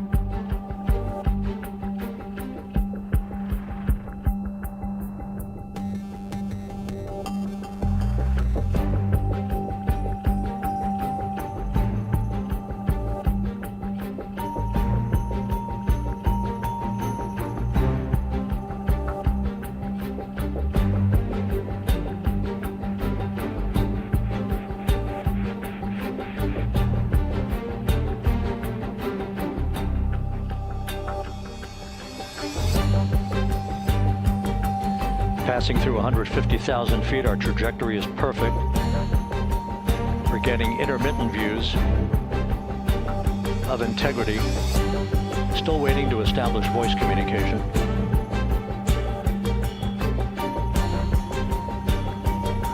Integrity, Houston, comm check, close blackout.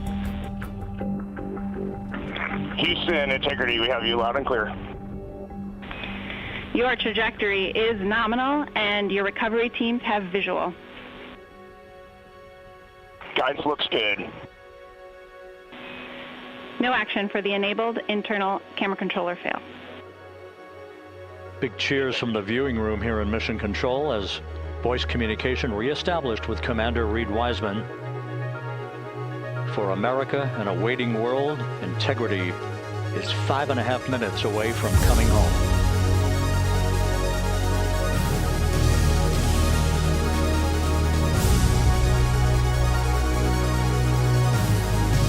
Passing 100,000 feet now.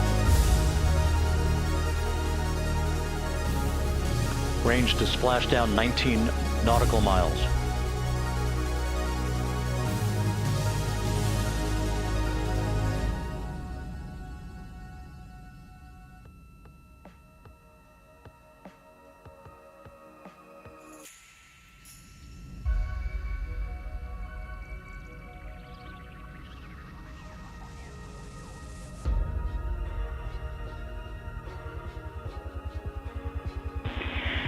Integrity, impact to the camera controller fail is no cab 1 views of the chutes.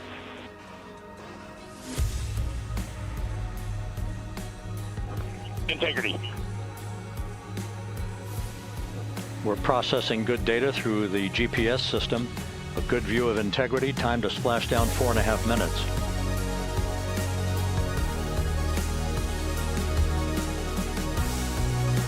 And a view of Integrity from the WB-57.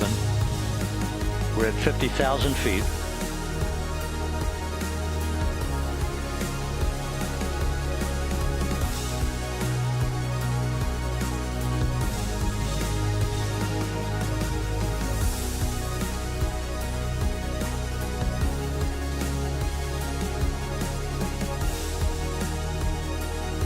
The pyros are armed for forward bay coverage jettison.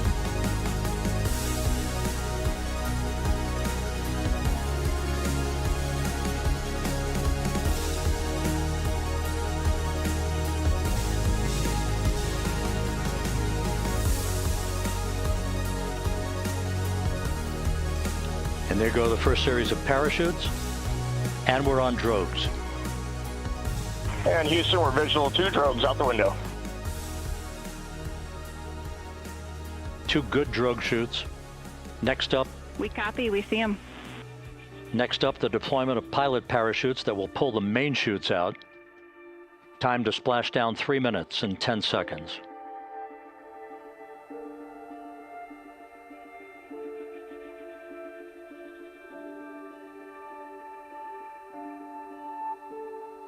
Perfect descent rate according to flight dynamics. Good rates on 2 drogues. We see the same on board.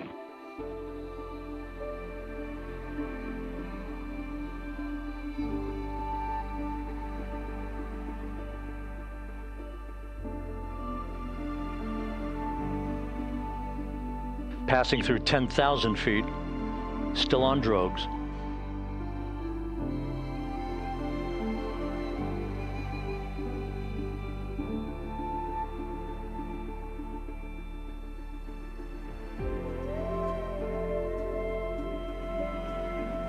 Main chute deploy. We're at 5,000 feet.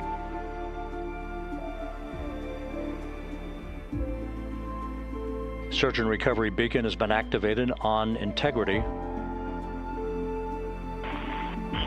And we have 3 good main chutes. Good 3 main chutes, good reefing, good descent rate. Good rates, and we see 3 good-looking parachutes.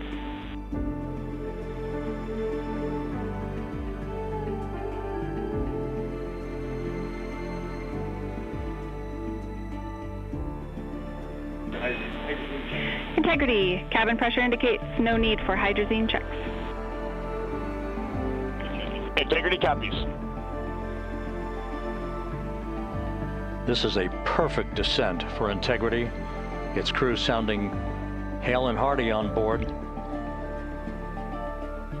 Time to splash down 1 minute 15 seconds.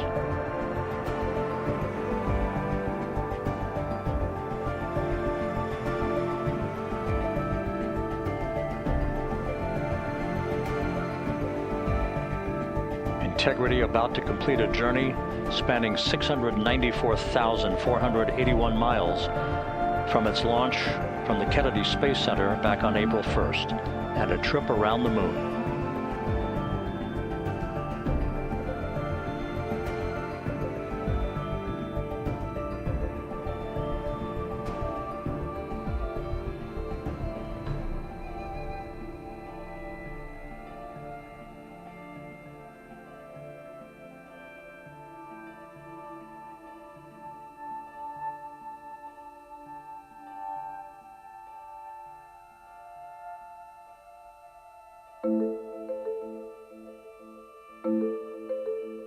Passing through 1,000 feet.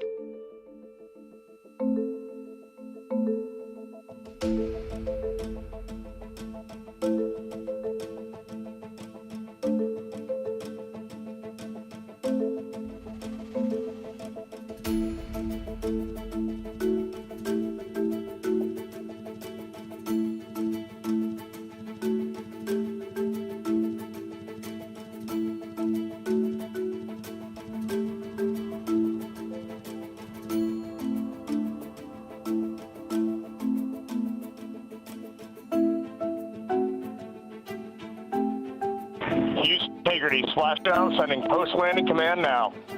Splashdown confirmed. Copy splashdown, waiting on VLDR.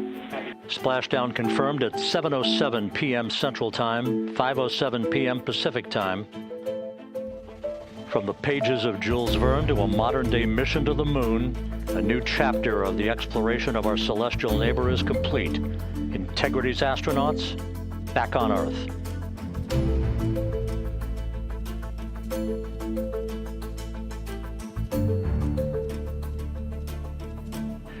And the landing and support officer reports the vehicle is stable 1. We still will be deploying the crew module uprighting system to maintain that orientation. A perfect bullseye splashdown for Integrity and its 4 astronauts.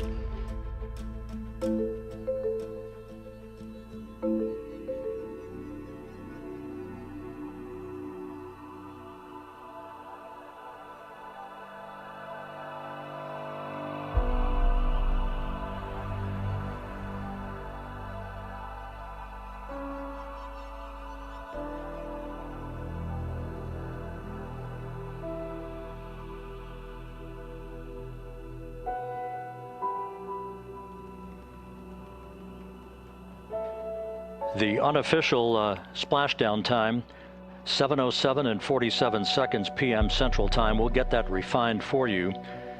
That would put the end of the mission at a mission elapsed time of 9 days, 1 hour, 31 minutes, 35 seconds.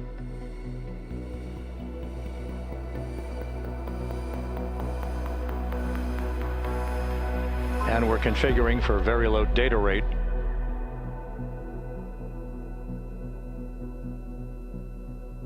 Once again, splashdown occurring in the Pacific, southwest of San Diego at 7:07 and 47 seconds p.m.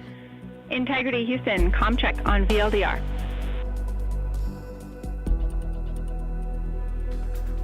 Houston, we have you loud and clear on VLDR. How us? We have you the same. We'll meet you over in post-landing. Perfect communications established. A journey. We are stable 1, 4 green crew members. Houston copies all. Reid Wiseman reporting 4 green crew members. That is not their complexion. That is the fact that they're in great condition. That's what that means. So stable 1, upright. The crew module uprighting system is being deployed. The 5 airbags being inflated through helium to maintain the upright configuration for the vehicle. This was a textbook entry and a textbook touchdown for Integrity Reid Wiseman, Victor Glover, Christina Koch, and Jeremy Hansen back on Earth after a journey around the moon.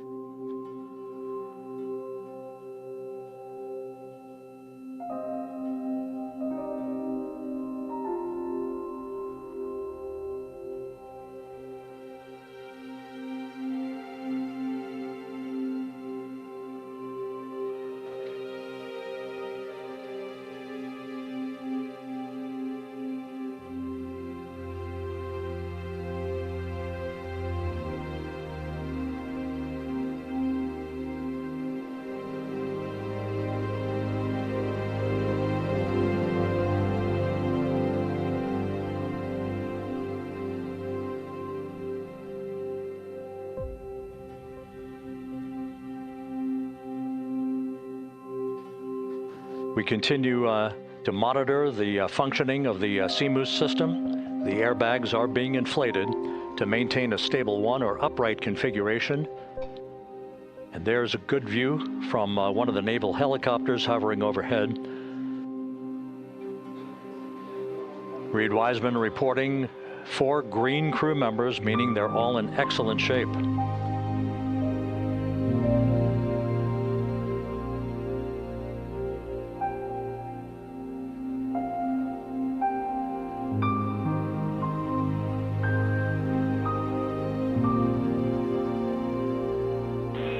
Integrity Houston for SAR beacon and radio. SAR beacon is in 406, and we're powering the radio now. Go ahead. We see the beacon on, however, the recovery team is not seeing the signal. Your SAR radio uses the same antenna, so you may run into trouble with the radio. Okay, copy. We are also powering up the sat phone now.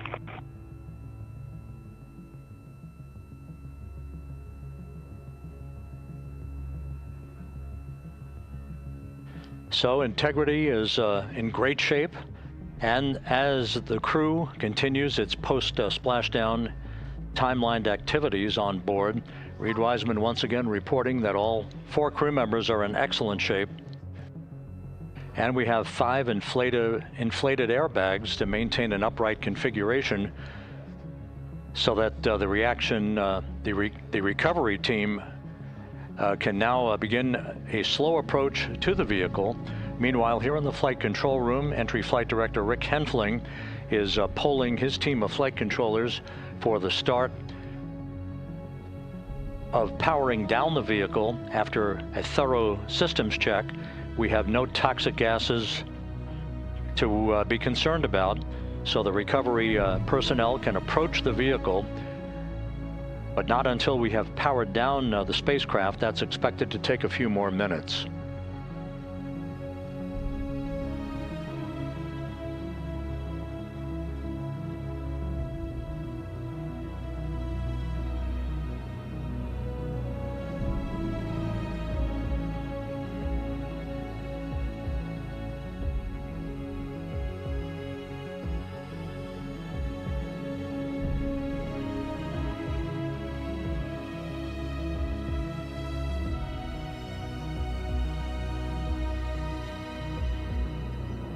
Integrity back on Earth, following its historic flyby of the moon.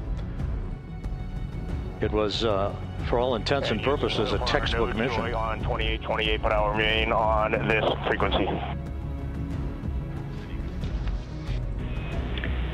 We copy.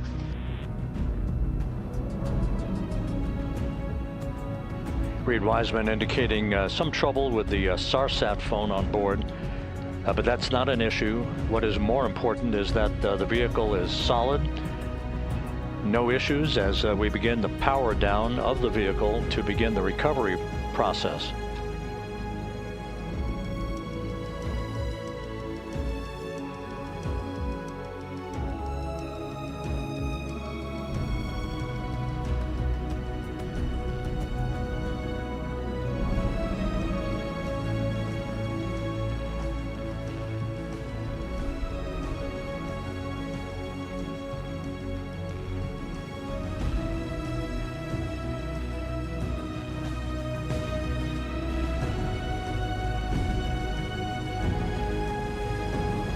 The propulsion officer here in Mission Control reports that we have safed the prop system on integrity.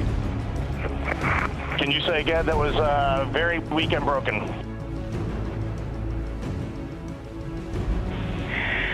Integrity, Houston did not call.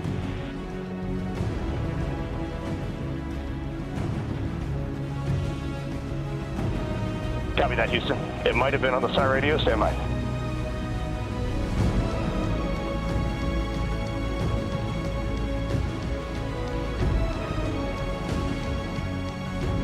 All of the milestones were executed in perfect fashion. Integrity entering the Earth's atmosphere right on time, reaching its peak speed shortly after a blackout period began. We emerged from the blackout period, but the recovery imagery airborne assets were able to pick up Integrity's descent almost immediately through entry interface, tracking the vehicle all the way down. And finally, you saw the sequence of chute deployments. First, the forward bay cover being pulled off the top of the vehicle by a series of 3 parachutes. Then the drogue chutes were deployed, followed by the 3 main chutes that slowed the splashdown velocity of Integrity to just 19 miles an hour.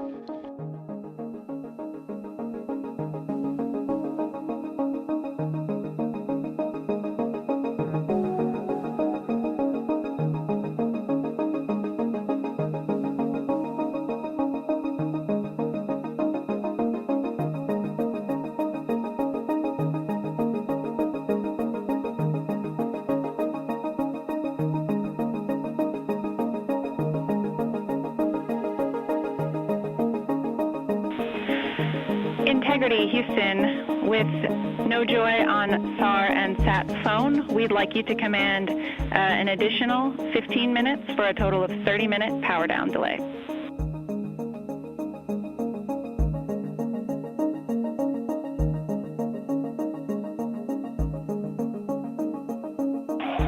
All right, Jackie, we have selected T/D+30. No joy on SAR radio or sat phone. And stand by, we have the master diver on SAR radio. Please hold comms. Hey Lily, excuse me, hey Jackie, we just got the master diver on SAR.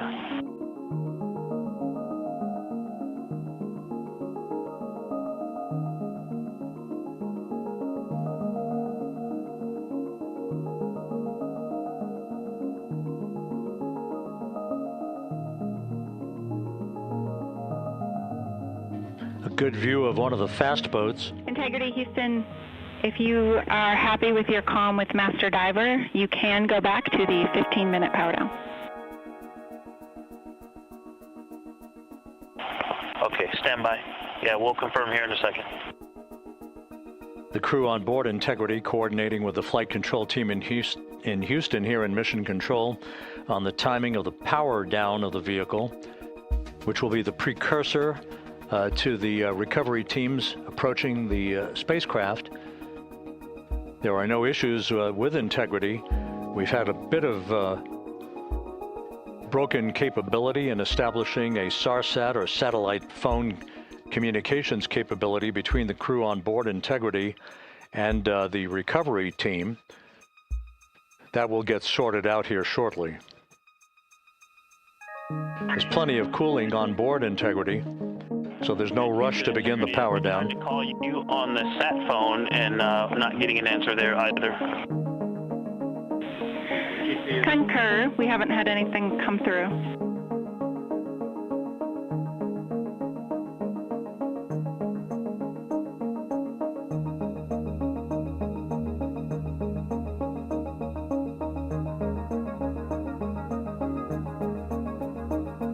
And Houston, if you can relay to recovery that we hear them, but it does not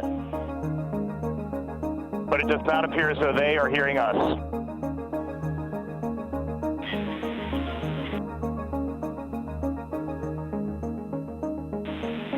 Houston copies, and Reid, just to confirm, you are pushing the PTT on the radio.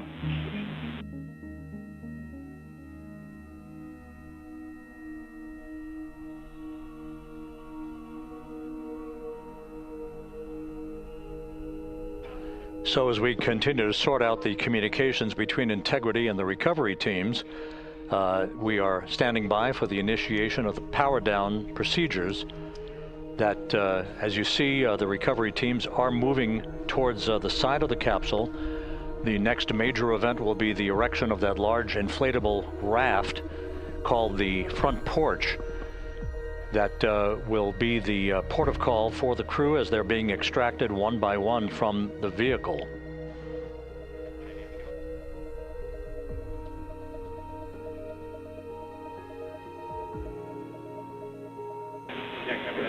Integrity Houston, for sat phone, we are going to attempt to call you.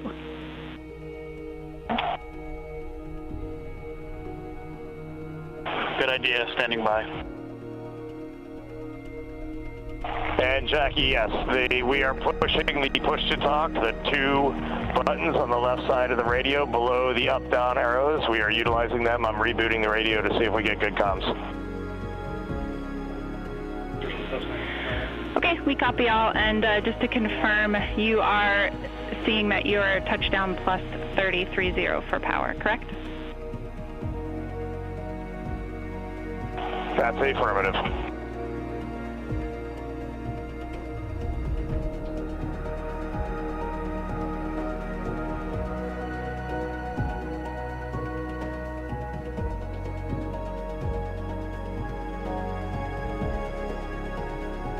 We are trying a backdoor approach to have mission control here call the crew on their satellite phone. This is all part of the coordination for the power down of the vehicle that will initiate the actual recovery operation. The first boats with the Navy divers on board are standing by, waiting to close in on Integrity to begin the process of erecting the large inflatable raft that's called the front porch that will be where the astronauts are extracted from so that they can have a few minutes to get their land legs back before they're hoisted aboard the Navy helicopters for the flight back to the deck of the USS John P. Murtha. Cannot reply.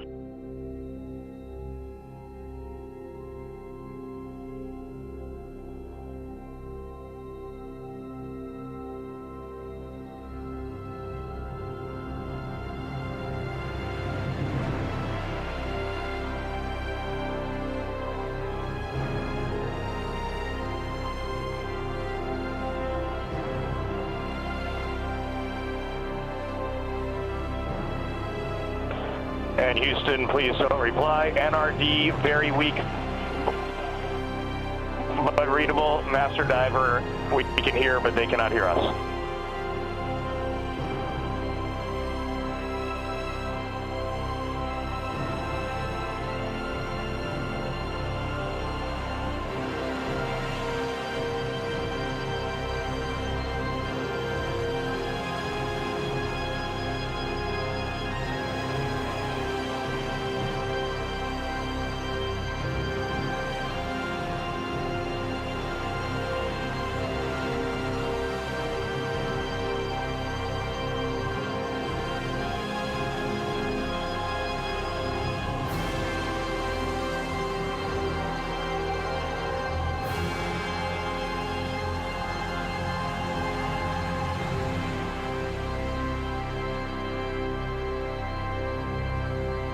And Houston, on OE1, is there any chance to tie us into NRD?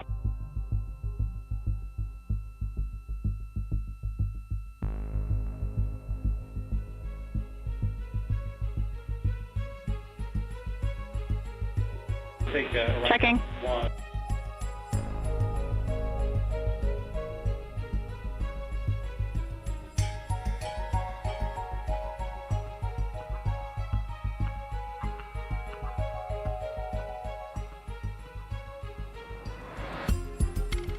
This is Mission Control Houston.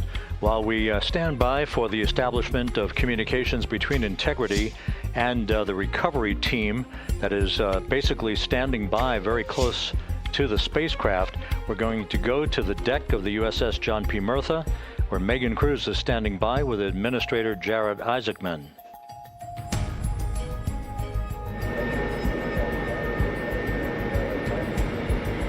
Hey Rob, yeah, just such an honor to be able to be here on the ship, to be able to share and experience this moment with everyone together. And of course, as you just said, yes, here with NASA Administrator Jared Isaacman. Administrator, how did you feel getting to witness this and seeing NASA at its best? Oh, I mean, I'm honestly, I'm still at a loss for words. I mean, you know, like the childhood Jared right now can't believe what I just saw. I mean, almost been waiting my whole lifetime to see this, and then NASA Administrator, I just couldn't be more proud of the entire workforce, the years, the effort, the late nights, all the hard work from across the country that contributed to this incredible moment right now. And yeah, incredibly grateful too for our teams here on the John P. Murtha right now. Yeah, look at them behind us here. Got everybody. Hey, what do you guys think? We just brought some astronauts back from the moon, huh? Unbelievable. Thank you. Yeah, so grateful to the Navy, the sailors that are here, the NASA teams. I mean, this is a joint effort that's on their way right now. These recovery forces are getting out to our Orion spacecraft, to Integrity, to get our astronauts back on the ship safely. Yeah, and this is not just an accomplishment for NASA. This is an accomplishment for humanity. Again, a historic mission to the moon and back. How does this make you feel, and what do you hope people take away from this? Well, I'll tell you, you know, I think about the crew members that we've all had an opportunity to observe over the last 10 days, right? I mean, they're absolutely professional astronauts. I mean, wonderful communicators, almost poets. But then I think these were the ambassadors from humanity to the stars that we sent out there right now. And I can't imagine a better crew than the Artemis II crew that just completed a perfect mission right now. So yes, it's a huge moment for everybody, right? I mean, we are back in the business of sending astronauts to the moon, bringing them back safely, and to set up for a series more. I mean, this is not a once in a lifetime, which you hear sometimes around here. It's like, this was a once in a lifetime. No, it's not. This is just the beginning. We are going to get back into doing this with frequency, sending missions to the moon until we land on it in 2028 and start building our base. Yeah, are we going to build on the momentum for Artemis III? I mean, it's just around the corner. Absolutely. So, I mean, that's, you know, part of me too. Like, I can't wait to get the crew off of Integrity right now, but also getting... Bueno, muchísimas gracias a los que habéis estado hasta el final. En Televisión Española al final he estado retransmitiendo con ellos todo el amerizaje. Ha ido, bueno, completamente acorde al plan. Estamos viendo ahora al administrador Isaacman.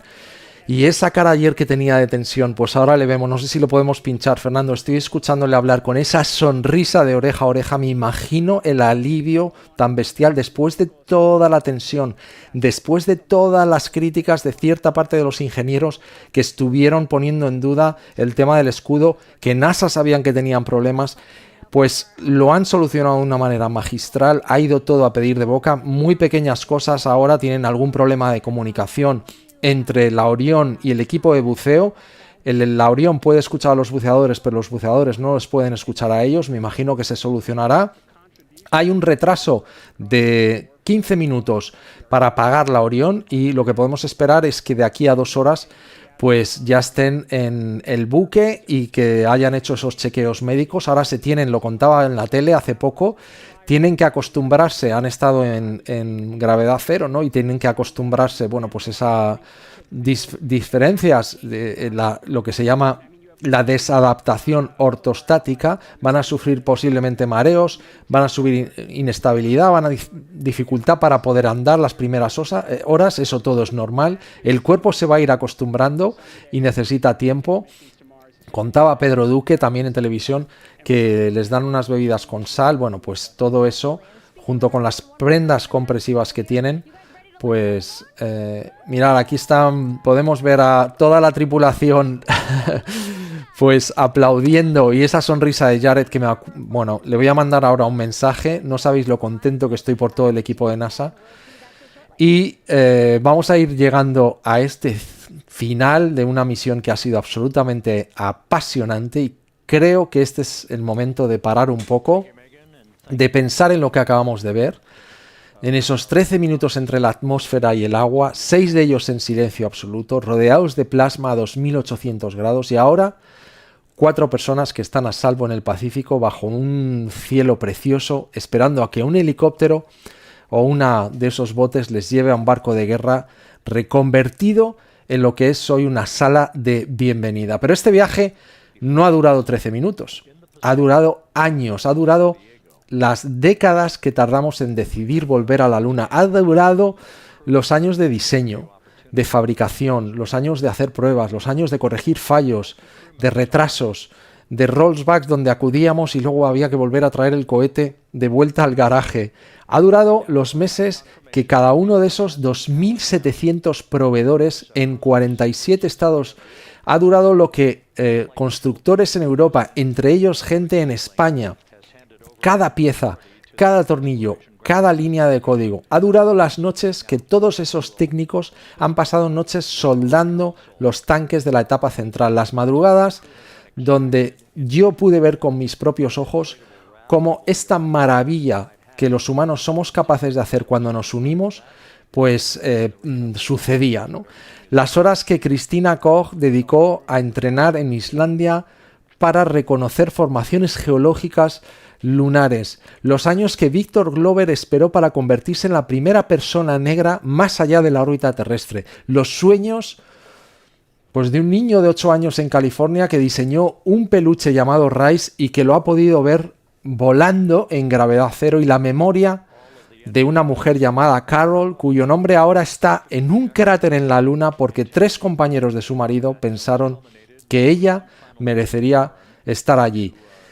Vivimos en un mundo que a veces parece empeñado en lo peor de sí mismo, un mundo donde las guerras, las divisiones, el ruido, el miedo, el cinismo, y un mundo también en el que en medio de todo ese ruido, todo eso que os he contado, esas miles y miles y miles de personas, ingenieros, científicos, técnicos, astronautas, soñadores, divulgadores como yo, como mi mujer, como Fernando Sierra desde León realizando este programa para que os lleve, como Nacho Sevilla, que a pesar de estar un poco tocado, está aquí a las 2:33 horas de la mañana de España para contaros que 4 personas alrededor de la Luna han vuelto a casa, y esto es un acto de amor, como veis aquí. No hay otra forma de describirlo, es un acto de amor colectivo, me emociono, un imperfecto, por supuesto, coctoso, lleno de fallos, de reparaciones, pero real como la vida misma, tan real como la cápsula chamuscada que estábamos viendo ahora mismo, que está flotando en el Pacífico, con 4 personas dentro,